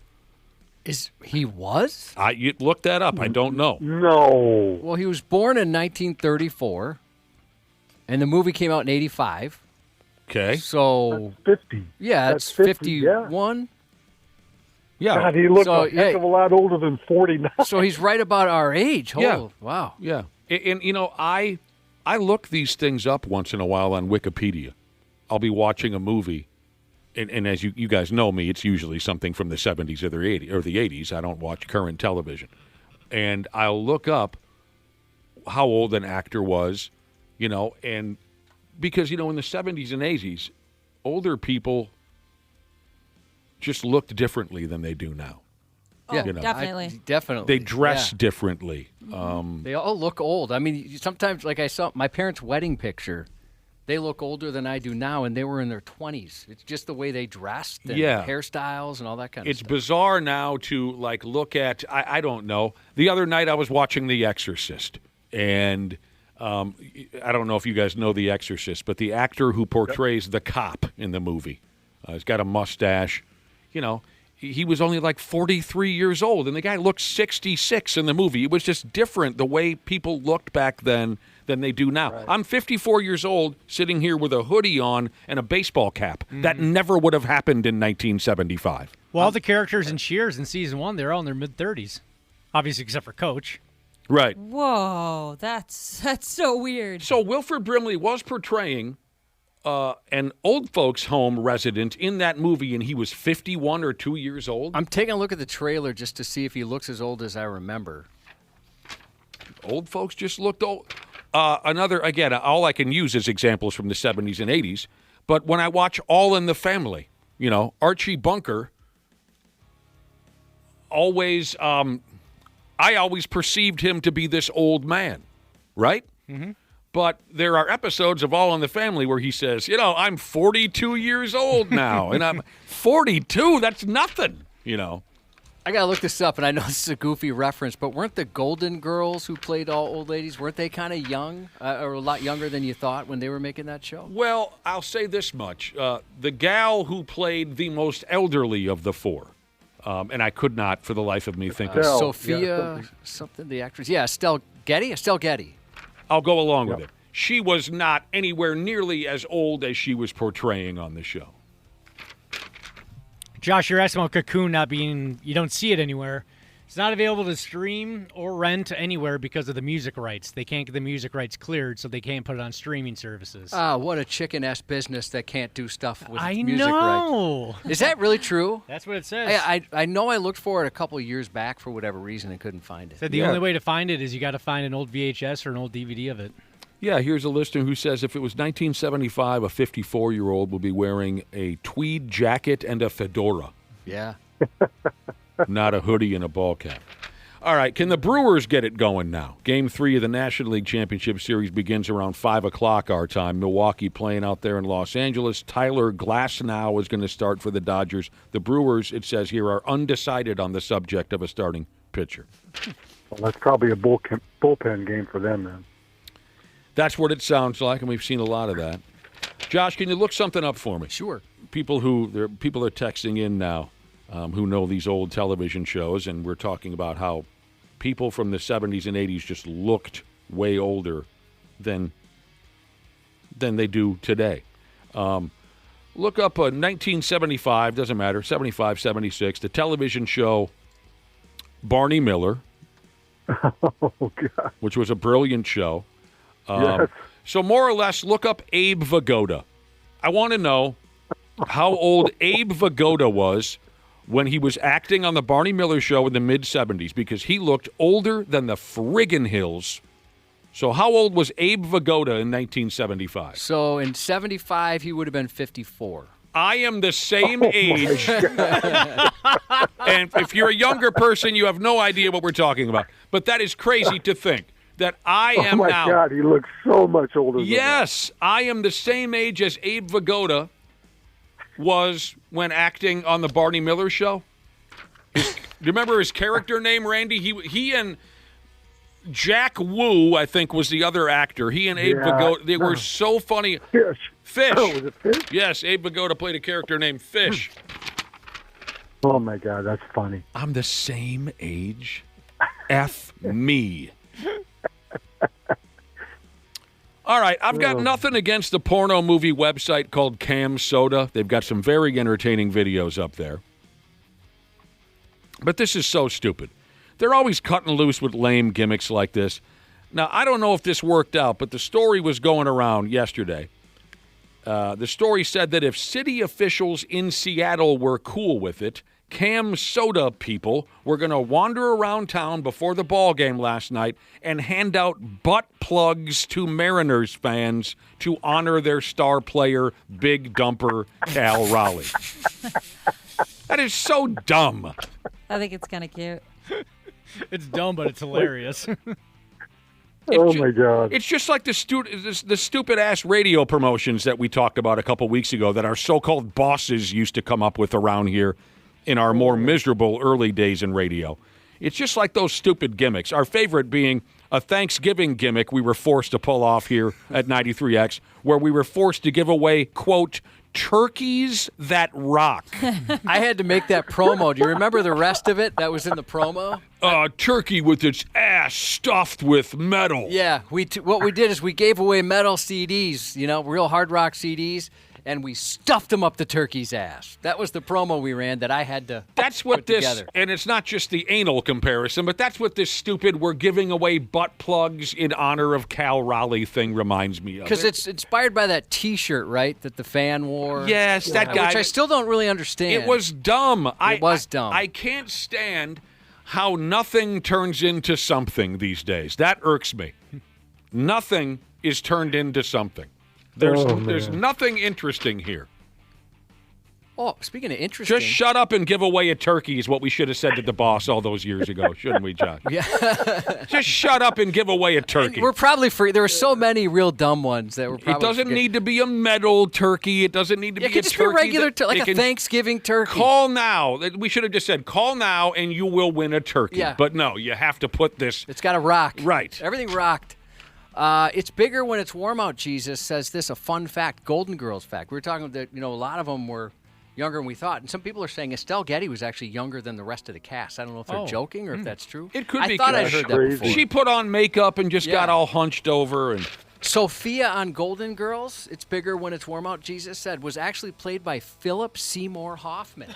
Shut up. I'd never heard that before. F me. Okay, Smooth Vanilla Jesus texted in to say that Red Fox was 49 years old in the first season. No, he wasn't. In the first season of Sanford and Son. It's funny how first season. Okay. The first season, he was 49. It's so funny how the perception can change. Again, when I was a kid watching Sanford and Son, Red Fox looked like the oldest man on earth. Right. Some people are bringing up a good point. I didn't consider this, and you're right. Wilford Brimley, we were saying he was 51 when Cocoon came out. Well, especially back then, they'd shoot those a year or two ahead of time, right? So he was probably 49 when they captured him on camera. Yeah, that's true. Right. Yeah, very good point. So I don't know if Cam Soda was allowed to give away butt plugs before the ball game last night, but that was the story going around. Oh, man. Anything to get your name out there, right? Just like in radio. Oh, they do that quite a bit. Anything to get our name out there is how we used to operate around here, and it drove us friggin' crazy. They're the one. I mean, it's not Pornhub. It kind of used to be Pornhub, but Cam Soda, they always make offers. Like if somebody has a locker room wardrobe malfunction. Oh, I know. It's always them. It's constant. Again, I like those people. They put together some fun movies, but just don't act like a 90s radio station. I've been there. It sucks. Don't do that to yourself because you'll have the same regrets that we do today. I did think it was kind of an interesting publicity stunt, I guess, for Pornhub. Remember when there was an issue? I can't remember where it was. Texas. It was someplace they had a whole bunch of snow and the city couldn't keep up with it. So they brought in a bunch of snow plows with a Pornhub logo on the plow itself. That's brilliant. Do you remember that story? This was a long time ago now. I forgot where it was, but they went and just, quote unquote, plowed the city, right? Took care of that. And they're all stuck inside and they're seeing that thing go by. Don't mind if I do. Yes, people are texting in. Carol O'Connor from All in the Family. Yeah, we talked about that already. He was only 46 when he shot the first season of that television show. And again, he looked old. He acted old. Because people back then dressed differently, presented themselves differently. Once they hit 30, there was a completely different vibe. While we were talking about Sanford and Son, I have to tell my favorite Sanford and Son joke again. I know you've heard it a million times. Very funny show, Red Fox and DeMond Wilson, who played his son Lamont. Yes, good memory, Randy Shaver. But my favorite scene ever from the television show, Sanford and Son, Fred is hanging out at his trash dump there, and here comes his best friend, Bubba. Remember Bubba, Randy Shaver? Yes, I do. He was such a nice guy and a loyal friend to Fred. And Bubba walks up the driveway, and Bubba says, "Hey, Fred, can I borrow $10? And Fred says, Bubba, you got me in a bad time. I got it." I've used that term on the kids, or that exact line on the kids. F me. Word is going around and round, Randy Shaver, that the Twins are going to interview Nick Punto to see if he's a good. I saw that. Yeah, maybe he'll be a good fit as their manager. I saw that. Maybe we get him as our guy. Have you ever seen the video of Wally Backman? Yes. He's a manager of a minor league team, and his tirade in the clubhouse. Yes. Of his players. Oh my God. Wally Backman was out of his mind. Whew. And maybe still is. Oh my God. He is still, yeah, for sure. One of the former Piranhas, don't you know? Nick Punto. Yes. He was the lead Piranha. Yeah. Maybe get Ozzie Guillen as the bench coach. Yeah, wasn't he kind of the guy that started the he started. He coined the Piranhas term. He's the one that named them the Piranhas, yeah. Mm-hmm. Yeah, that was He was Ozzie. our twin for a while. We had Nick Punto on the radio for a while. Yes, we did. And he was a nice guy. He's been working for the San Diego Padres for a stretch of time. This article, at least, I think this was from MinnesotaSports.com or something. I look at it all the time. I can't think of the name. The article says this. It's interesting that Nick Punto is under consideration, but former Twins first baseman Doug Mankiewicz, a fellow Piranha, is not in consideration. And the article says Mankiewicz has a strong track record, but he is more outspoken than Punto. And so the author of this article's assumption is that the front office is looking for someone that they can push around a little more easily than they could push around the Super Fox, Doug Mankiewicz. That makes sense. Yeah, it makes sense a little bit, but I think that getting a name like that will help ease Twins fans a little bit. Yeah. You know, if they know who the person is, it might ease the pain a little bit in what's about to come with this franchise because it's in such disarray. But I get the logic there. The last thing the Twins need is to have somebody speak out about the management and the issues, right? So, all right, you people have to stop doing this to us, but it is fun. Now we got a text about Gilligan's Island. Oh, gosh. From a listener by the name of Simon. The first season of Gilligan's Island, Alan Hale was 43 years old. The skipper was 43 years old, and Mr. Howell was 51. Mr. Howell was 51? No way. That's crazy. Oh, no. Yeah, it was just a different friggin' vibe. Oh, man. And I don't know if it was the food or the cigarettes or the hard drinking lifestyle, but just older people looked older in the 60s, 70s, and 80s than they do today. A lot of people text in saying cigarettes. Yeah, most of them. Now, I ran into a classmate of mine, 20 years ago. So we were in our early 30s, early to mid 30s. And he looked 66 years old. But that's pretty rare. Today, we just something about whatever we're doing right, we just look a little younger than our folks did. Thank you, preservatives. I have to laugh every time you say he looks like he's 66. That's me. Well, yeah. You don't look okay. You don't look like you're in your 60s at all. Yeah, sorry, Randy. You're I an forgot. example of somebody that doesn't look their age. You know how I got my foot in my mouth there. I forgot that Grandpa was on the telephone here. Yeah. Yeah. Oh, man. This guy looked way worse than you do. Yeah, nobody would thank guess your age. No way. Appreciate that. Plus, I was a real dick to him back in high school, and he still walked up and bought me a beer. Oh. That was impressive. I felt bad. And then I felt good because I had a free beer. Yes. What else is going on? Oh, the crazy talk has started already for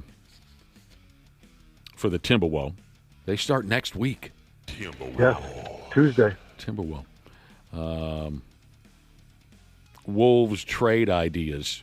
Here's what I read yesterday, or at least a headline. Could the Timberwolves trade for the Greek Freak?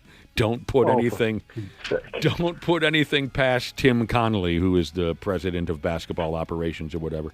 So we haven't played game one, and we're already talking about a blockbuster trade with Milwaukee. Yeah, that's not going to happen. They don't have first round,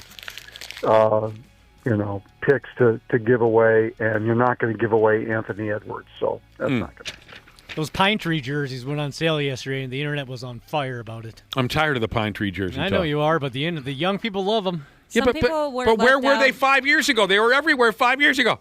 I can't answer that. Go ahead, Why? Ashley. I was reading today that I tried to figure out what jerseys were available for sale, but people seemed upset with the pickings. They were mad that there wasn't, I guess, every player available. I or saw something Naz along those Reid, lines. I saw Rudy, and I saw Ant. Those are the three I saw that were available. Oh, okay. So yeah, people are a little pissy about that. Oh. Who did they want? Was there one person in particular? They were saying, why isn't this? They didn't specify. They were just like, are those seriously the only jerseys available? Oh. It's aggressive. Well, there you go. Yeah, Timberwolves start next week with Timberwolves head coach Chris Finch, who is 24 years old. Jackie Gleason was only 41 when he started the Honeymooners. It's fascinating. It really is. A couple people have texted in to say that our parents and grandparents looked worse and looked older because they didn't have the same quality weed that we do today. The bad weed aged them prematurely, Josh. That'll do it. That'll do it. That makes so much sense. They got the marijuana talk going. Yeah.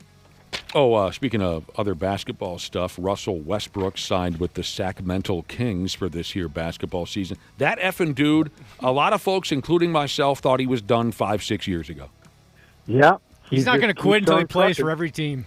Yeah, but I got to hand it to him. He's played well. He's played well the last season and a half. Well, and people know now that he's about a 15 to 18 to 20 minute guy per night.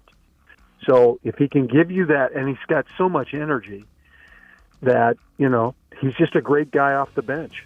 So Sacramento will be excited to have a guy like that can bring some energy to him. Sacramento, they'll have a good team. They always have a good team. And I wonder what the Lynx head coach Cheryl Reeve makes of this. This cracked me up. One of the WNBA referees that Cheryl Reeve so vehemently went after at the end of the Lynx season for being a piss-poor excuse for a referee. I think I have this right. One of those refs just got promoted.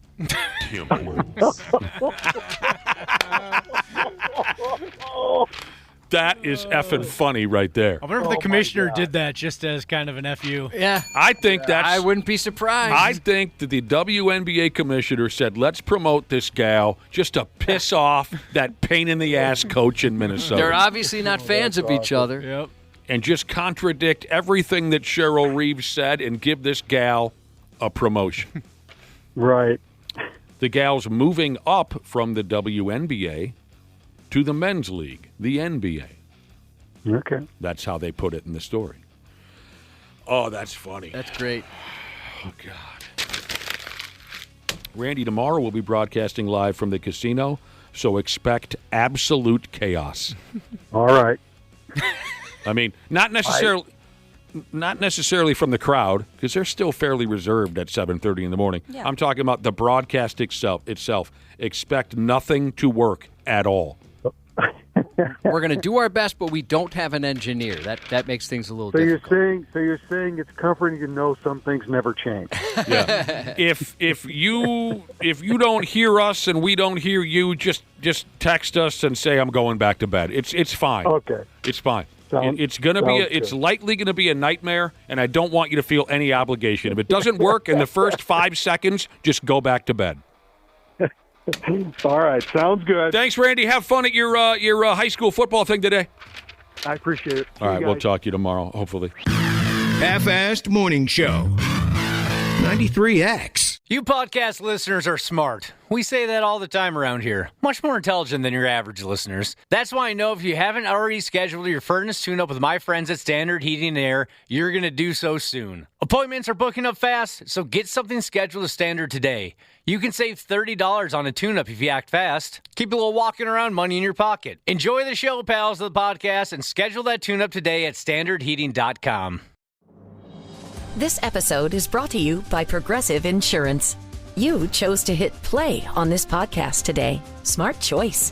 Progressive loves to help people make smart choices. That's why they offer a tool called Auto Quote Explorer that allows you to compare your Progressive car insurance quote with rates from other companies. So you save time on the research and can enjoy savings when you choose the best rate for you. Give it a try after this episode at Progressive.com. Progressive Casualty Insurance Company and Affiliates. Not available in all states or situations. Prices vary based on how you buy. Everyone knows the legend of D.B. Cooper, but what if I told you there's an even better story out there? One with multiple aircraft hijackings, prison escapes, and so many twists and turns. I'm talking about the hit podcast American Skyjacker, which is now an action-packed documentary coming to theaters and streaming this fall. Find out more at www.americanskyjacker.com and listen to the bonus episode of the podcast on October 7th. American Skyjacker. Follow and listen on your favorite platform. It's Dr. Andrea. Here to save you about $5,000 and answer your pet questions. It's Dr. Andrea on the 93X Half-assed Morning Show. Yeah, go ahead, folks. Start with the texting. We know you will. The number is 651-989-9393. Text on in if you have a question about your pet. Our guest can help. Welcome again, Dr. Andrea Johnston from Gurman Animal Hospital in Minnetonka, brought to you each month by the Stray Dog Restaurant and Bar in Northeast Minneapolis. And check this out. Just for our listeners, they're offering up an additional 20% off all online orders with special promo code 93X. So go to the Stray Dog Northeast website, order yourself something or another to eat, type that promo code 93X into your computer, and you got 20% off. I almost called you Andre Johnston as this. Andre the Fancy. Johnston. That would have painted a completely different picture. How are you, Dr. Andrea? I'm well, thanks. How are you guys? We're great. Great to have you in studio again. Yeah, thanks. I'm happy to be here. And you wanted to get some shout-outs out of the way so you don't get your ass kicked at work. Yeah. It's Vet Tech Appreciation Week. Oh. Yeah, the national appreciation for veterinary technicians and veterinary assistants as well. So a big shout out to my staff. They're awesome. What do you appreciate? Like, what kind of stuff do they do for you? I couldn't do my job without them, to be honest. They're wrangling the cats and dogs, and they're monitoring anesthesia, and they're talking to the clients. I mean, they're awesome, and they deal with a lot. How many do you have there, out of curiosity? Well, we have about 30-ish employees. Oh, wow. Yeah. Jeez, so, I wouldn't have guessed that. Yeah, and then some are obviously trained or certified to be veterinary technicians, and then we have veterinary technician assistants that don't have their certification. That's Do they lose a lot of skin? They are the ones that lose the most skin. Yeah. So Which one is your favorite and which one do you hate the most? Power rankings, and go. why? Come on. Which one gets most out of control at the holiday party? Oh, I can name a few.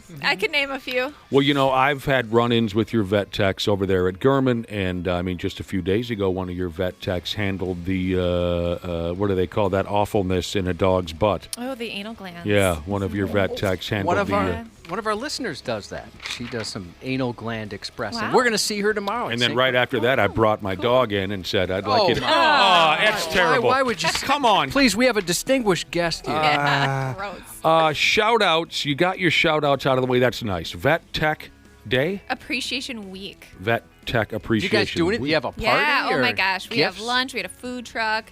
We did in-office massages. They got yeah, That's really awesome. They get some awesome things. What So, the I mean, we hell? really appreciate them. In-office massage. Yeah. We would all fall asleep, I think. if we I were. was a little sleepy. Did you ever hold that position? I was never a veterinary technician. Oh, yeah, I was going to ask, is that the stepping stone? I mean, No, I mean it's similar to like being a human nurse, right? I mean Right. it's the same kind of. You go to school, you get trained for it. I really hope this isn't a dumb question, but is there a residency when becoming a vet? Like, you watch a doctor show, there's... To becoming a vet? Yeah. Oh yeah. I mean, there's veterinary residencies for dentistry and surgery and cardiology. Oh, even and- specializing. Yeah. Oh, very interesting. Well, yes. Congratulations, and have a wonderful week to all the vet techs. Yeah, Yes, to all yes, of you. all of them. Thank you for what you do. Yes. I'll tell you what. The questions are coming in again. 651-989-9393. Here's a 7-8-month-old female Kitty, just a little Kitty, 7 or 8 months old, got spayed a few months ago, and now the owners noticed a funny-looking little pouch, a little fat belly sagging area. Came on quickly over the weekend. We never noticed it before. She's still acting normally. Is this some kind of a hernia, something more serious? Could this be something from when she was spayed? Yeah, I mean, I first was gonna say, well, you threw that cat into menopause, right? So she's got a little belly there now. But because it popped up so quickly, I would get it checked out. It could be a little hernia. It could be a little seroma from the incision. If it came up that fast, I'd get it checked out. Oh, a little kitty hernia. Yeah. Is a seroma, is that a cancer thing? No, seroma is like a fluid-filled sac from the surgery, or there's like if there's dead space or an opening where the incision is, fluid collects there. If I was a vet tech and you said, oh, here's a seroma, and I started singing my seroma, would you fire me on the spot? No, Or would I because get a we second? have jokers like that tell those jokes every day. And it's not disgusting. No. They've already got a guy to play that role, Josh. Sure do. A guy or a gal. I would have to. Smoking. I'm going to go to this one first. Hall's Ass Cuts Grass Jesus wants to know, what does it mean when my dog always chases his tail to the point where he pukes? Wow. He really wants to get that thing. Help him out. That's insane. He's obviously maybe some motion sickness after circling for so long is what I would suspect. Poor puppy, but that's kind of funny. And that bit is funny every time. I love my that. dogs do that. I love when a dog chases its tail. Yeah. It's a lot of laughs every time. But this one's spinning itself round and round to where it pukes. Yeah, I mean, honestly, I think it's motion sickness. Yeah. Do you spinning stop the dog or I would try to. get him in its own TikTok channel? I would try to distract the dog from spinning. God dang. It I depends how usually often help he him does out. it. You help them? Hand them the tail? Yeah, I give them the There tail. you go. Or like I hit their face with their own tail to get them all hyped up. Yeah. But once they get it, they're kind of like, all right. The thrill of the chase is gone. That's so true. Cats don't chase their tail, do they? They're smarter. Yeah, they are. Yeah. They friggin' are. Quick question for the doctor, it says here. We're steering away from dogs and cats here for just a brief minute. Do you know where I could take my exotic bird for care and treatment? There's plenty of practices in the cities that see exotics. Affiliated Emergency Referral Center, or Animal Emergency Referral Center in Oakdale, they have a exotic vet. Anyone here ever thought about, I mean, I know I have. I've thought about getting a smart talking, cigarette smoking parrot at one point or another, but I've always been too shy to pull the trigger because I think, Josh, I think you had a friend who had a bird and they spray poop everywhere. And They live forever. They live a long They will time. live past you. It was kind of expensive. Really? Yeah, people have to put them in their wills and stuff. Yeah. One of those big old... Like 80, 90 years of age. I had no idea. I So know. it's going to be talking trash to generations after I'm gone. A buddy of mine, his parents got divorced, so they were like kind of trying to become the favorite parent with gifts. And his dad got him a bird that was like $3,000. It was ridiculous. And the cage was incredible. You could move into this thing. This cage they had, but yeah, very messy. Yep. Nobody could get him to swear, which was incredibly disappointing for the Well, amount you of money got to it get that cost. thing to cuss, or else what are you doing with that bird? I mean, in the the problem with them is they imprint on one person in the house, and then they hate everybody else. Oh, is that right? So Oh, they I can love be that. nasty. So one person ends up having to take care of the bird. No, I like that. And the bird won't allow anyone else to come near it. Yeah, they so. get mean. Have you, in your career, ever been cursed at by a bird? I have not, but I'm looking forward to the day. It sounds like so much friggin' fun. That and a monkey on a tricycle. But I've never had the balls to pull the trigger. Do you think people wait too long to put their pets down, smoking meats and clapping Wow. cheeks? Jesus wants to know. I would say, yes, there are situations where people wait too long to say goodbye to their pet. What was the rule you gave us last time, which I thought was so perfect? Yeah, usually I'll say, like, write 5 things you know your dog likes or cat likes to do. You know, bark at the mailman, chase the squirrels. Right. And if 2 or 3 of those fall off the list, then it's time. You don't want every single one of those. I've seen examples of it before, and I know it's tough to make that decision, but I've seen examples before where I've gone to a friend's house and said, hey, bro, I think that you ought to do something about this. I understand the difficult nature of such a thing, but yeah, it happens. Sometimes they need an outsider to tell them, too. So Yes. just living with it daily. Somebody's going to have to tell me when it's time for any of my dogs. You're going to have to do it, like, behind my back. Take my dog. Hold you down. Oh, I'd be scared you'd come after me. Maybe sedate you. Yes, definitely. Well, you like yeah, the Have you never put a pet down before? Our family dog growing up, he had to be put down. Actually, that day I wasn't at home that night, and Was that on purpose? Actually, it all was sudden, and so my parents called my brother to have him come and take the dog to the vet, and they didn't call me and tell me because they knew it was going to be way too hard for me. I didn't find out until he was already gone. Oh. Well, one of my buddies was really pissed when we were living up at St. Cloud State. He had this dog. Well, not with us at St. Cloud State, at his folks' place. His dog still lived with the parents. We're up in St. Cloud. And his parents called him and said, the clock's ticking on your dog here. And he said, okay, but don't put him down until I get home. And then we went back home, and the dog was in a jar. Oh. Bro. And he said, I just told you some bitches not to put Corky down until I got back from... His folks didn't want to wait. Oh, he was pissed off. We've had very weird situations where, like, an elderly woman has a dog that's not doing well, and the kids will say things like, can you put the dog down but leave the dog there, so the woman thinks that the dog is passed on its own. Oh.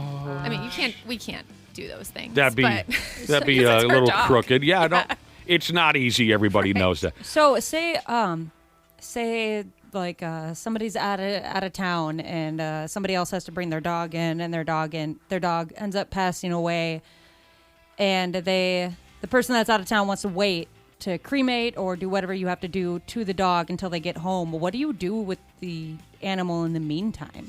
So we actually just created a process for that, where we have a form if people go out of town that they fill out in terms of what their wishes are if the dog's really old and not well. So at least there's that step.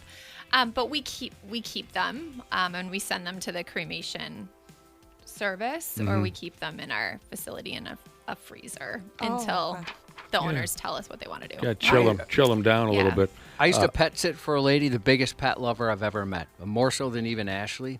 And her bird died when she was a flight attendant. She was gone all the time. So I'd basically just live at her house like 3 weeks out of a month. That's amazing.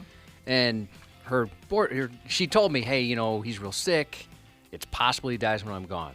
And she told me afterwards just to put him in the freezer. And I felt so weird I know. because she wanted to, hold them one more time, I guess, and bury it, whatever she decided to do. Did the ice cream taste a little funny out of it? I'm picking feathers out of my teeth.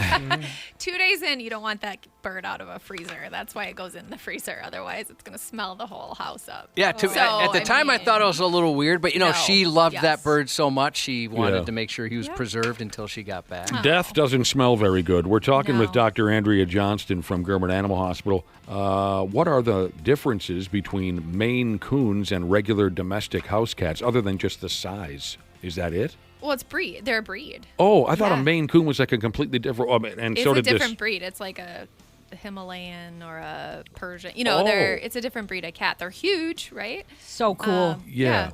Me and this listener thought maybe they were completely different things, like a cat and a lynx or something like that. No, I mean, it's just a different type of breed. Timberlynx. The Timberlynx. not so much of a question, but a comment. We were talking about parrots earlier.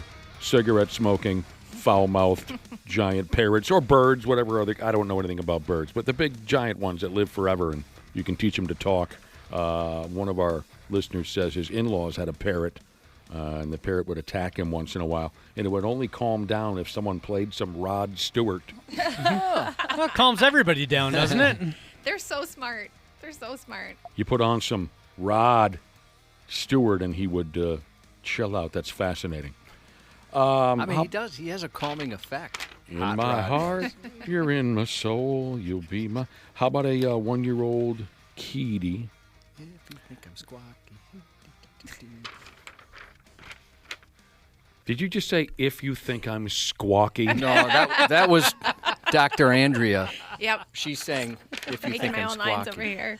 1-year-old Keedy got a sore from its collar, removed the collar, but the cat won't leave it alone. It's gotten worse. What do you got in mind for something like that? Yeah, I mean, you'd need to get it checked out. Probably needs medication. It might be infected, so it might need antibiotics. The poor kitty. Yeah, I'd certainly keep that collar off. They do sell like little spay suits or surgical suits that you can put on a cat. They hate it, but it can prevent the cat from licking it or scratching at it. Oh, if really? that's what keeps opening. Just a little cat suit? Yeah, they sell them on Amazon. They're really cute. Yeah. I love cats. Ashley's and just clothes. wiggling in her seat over here. Just They look ridiculous, and then you can like really tell how skinny they are. Well, along those lines, these people here have a cat that had a partial tail amputation last Friday. Has a cone on, 5 stitches in the tail. The vet said the cone has to stay on until the stitches come out next Wednesday through Friday at some point. Okay, it sounds like because the question is, how crucial is it? He seems miserable.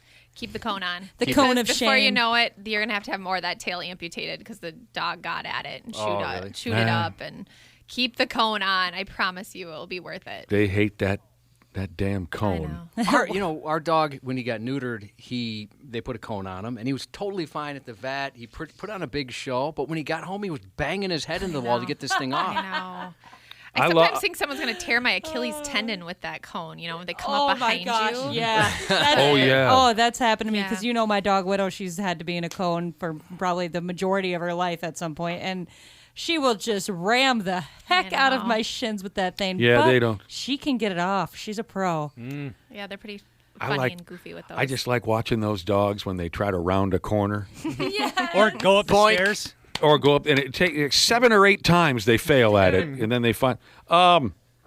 Here are some big words for you, Dr. Andrea, but I'm sure you can follow. My 9-year-old dog is on mycophenolate. Did I say that right? Mycophenolate? Mycophenolate. Correct. To prevent an IMHA relapse. What does that mean? Immune-mediated hemolytic anemia. Holy Christ. Yeah. How cautious do I need to be? Can he go pheasant hunting? So what is this problem exactly? So IMHA is an autoimmune condition that can either come up on its own where the dog doesn't produce enough red blood cells or the body's attacking its red blood cells. So it can be primary, meaning for no cause. Tick-borne disease can cause it. Some medications can cause it. Sometimes vaccines can induce it. I would be a little concerned. I'd get your dog's red cell count checked out before you take it hunting. If it's normal and doing well in mycophenolate, hunt the dog. They love to hunt. Mm-hmm. But if the numbers aren't good, the dog risk is He risks. Yeah. I mean, if he's anemic, first of all, he's going to feel horrible and not be able to do his thing, and he's not going to feel well. And there's risks of other issues. Make sure puppy's feeling good before you take them out on the hunt. They're exotic metals, Jesus. Yeah. Lemon Drop Jesus said they have a German Shepherd Lab mix, 9.5. Just had 2 episodes a few days apart. The vet diagnosed as focal seizures. Is there anything other than meds we can do to eliminate them? Well, so unfortunately, you can't really know what's the cause of the seizures unless you're to have a CT scan of the skull or the brain to determine if there's something else in there. But really, meds are the only thing to keep those seizures under control. Okay. Yeah. Another German Shepherd question here. This one got into a can of mixed nuts. He acted like my drunk uncle for a few minutes, then showed no symptoms. He was, and what he means by that is wobbling and drooling. Then the dog showed no symptoms, and he was happy going again. The vet that we talked to said to monitor the dog, but didn't give specifics. What should we be looking for? Yeah, I mean, I guess it depends what was the mixed nut combination. I mean, there's not really anything that's going to be fatal for that dog to ingest, but there could be something that gave it some type of acute reaction. I get it. I love mixed nuts. I could out-eat. It's hard to know when to stop. Josh, I put on a disgusting display at Josh's house once. I could out-eat any German Shepherd if you put a bucket of mixed nuts between the... Yeah, anytime Nick comes over, every once in a while, like if we're at Sam's Club or something, I'll buy him those big, huge tubs of mixed nuts. Yeah. Oh, I think jealous, I dude. could out-eat any German Shepherd. I also love fish sticks. Oh, like in your mouth? Yes. Ashley, do you like mixed nuts? Yeah, I love mixed nuts. Oh, well, I'm going to get you some then. The next time we go. Cashews are my favorite. I was waiting for it, too. I thought you were setting her up, Josh. I really did. You weren't setting her up for a D's nut. I didn't even think about that. Dang it. What a missed opportunity that was. I'm so pissed at myself. I made such a dumb Rod Stewart joke, and dang it. That was one of your worst. I know it was bad. That's why I said no. Dang it. Dr. Andrea, you have young people in your home. You know all about the D's nuts jokes. Yeah. Yes. I mean, college, we used to use those jokes all the time. Oh, how old's your oldest? 12. Is there a 6-7 thing going on Oh, at your house? my 5 or 6-year-old's Oh, even that young? What does that mean? It's horrible. Okay, that's funny. Yeah. Now it's 42, I think. That's Oh, it the is? new one. Yeah. What? Auto Fixer, Jesus' wife, said her daughter got a Doberman, about 2. They don't plan to breed him, but they also aren't going to neuter him. Is that okay? I've heard that's not a good idea. And then she said she's heard they're more susceptible to cancer, or their temperament can be more aggressive. Yeah, I mean, they can mark, they can mount, they can be more aggressive, and then also they can get like testicular cancers. I think it's better at 2 years of age to neuter that dog, to be honest. Yeah. They'll run for miles if they smell a female that's intact. Yeah, they're gone. Yeah. For God's sake, my uncle had this lab, and he wouldn't take the nuts off of it because my uncle's one of those tough guys.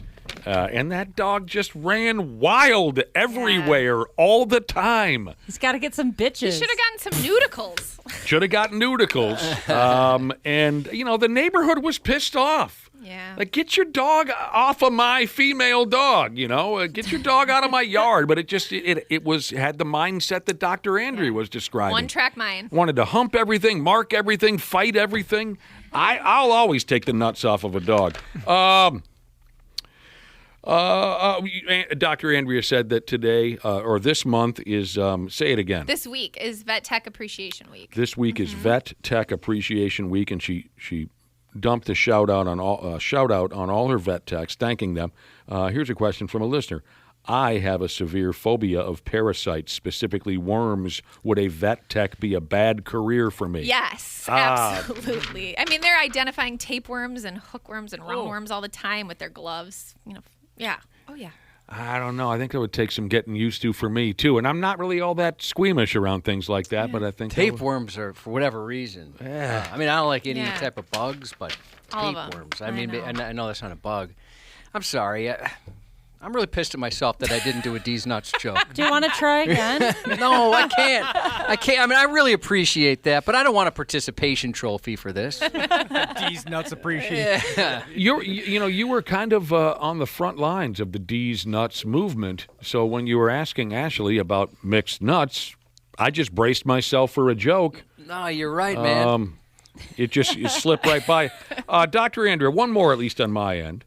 This is a dog owner who says his dog breathes very heavy while sleeping, more so than when it exercises. Is he dreaming? Right? That was my first thought. Yeah. I guess it depends on the breed. If it's a bulldog, that would make sense, but it depends on the breed. Okay, he doesn't mention the breed. Yeah, I mean, he's probably heavy sleeping. Yeah. And maybe dreaming. Oh, I mean, yeah, that's what that was. Yeah. You guys see the video of that yellow lab that was on its side, sound asleep, and it begins to run while it's when they do that. sleeping, and then it actually got on its feet and ran into the wall. Oh, no. That's like one of the... I thought that everyone had seen that video. No, I haven't seen that. And the look on the dog's face when it wakes up when it runs into a wall, the look on the dog's face tells me it's thinking, oh, for Christ's sake, this is on video, isn't it? But I'll show it to you after the show's over. It's brilliant. Brilliant. Thank you, Dr. Andrea, once again. Josh, unless you had anything more for us. Nope, that was it. Thank you, Dr. Sorry Andrea. we got a lot of texts that we couldn't get to. Oh, Thank you so it much. always happens. We are always bombed with texts, and we try our best. So sorry to everybody, but thank you for your time. We'll see you in a couple weeks. Sounds good. All right, before we go, happy 14th anniversary to Angie and P-Man. Headed, again, 14 years, and they're going to celebrate by heading to Bofa. What the hell is it? Where's Bofa? Bofa D's nuts! You son of a bitch! D's nuts! Half-assed morning show. 93X. You podcast listeners are smart. We say that all the time around here. Much more intelligent than your average listeners. That's why I know if you haven't already scheduled your furnace tune-up with my friends at Standard Heating and Air, you're going to do so soon. Appointments are booking up fast, so get something scheduled to Standard today. You can save $30 on a tune-up if you act fast. Keep a little walking around money in your pocket. Enjoy the show, pals, of the podcast, and schedule that tune-up today at standardheating.com.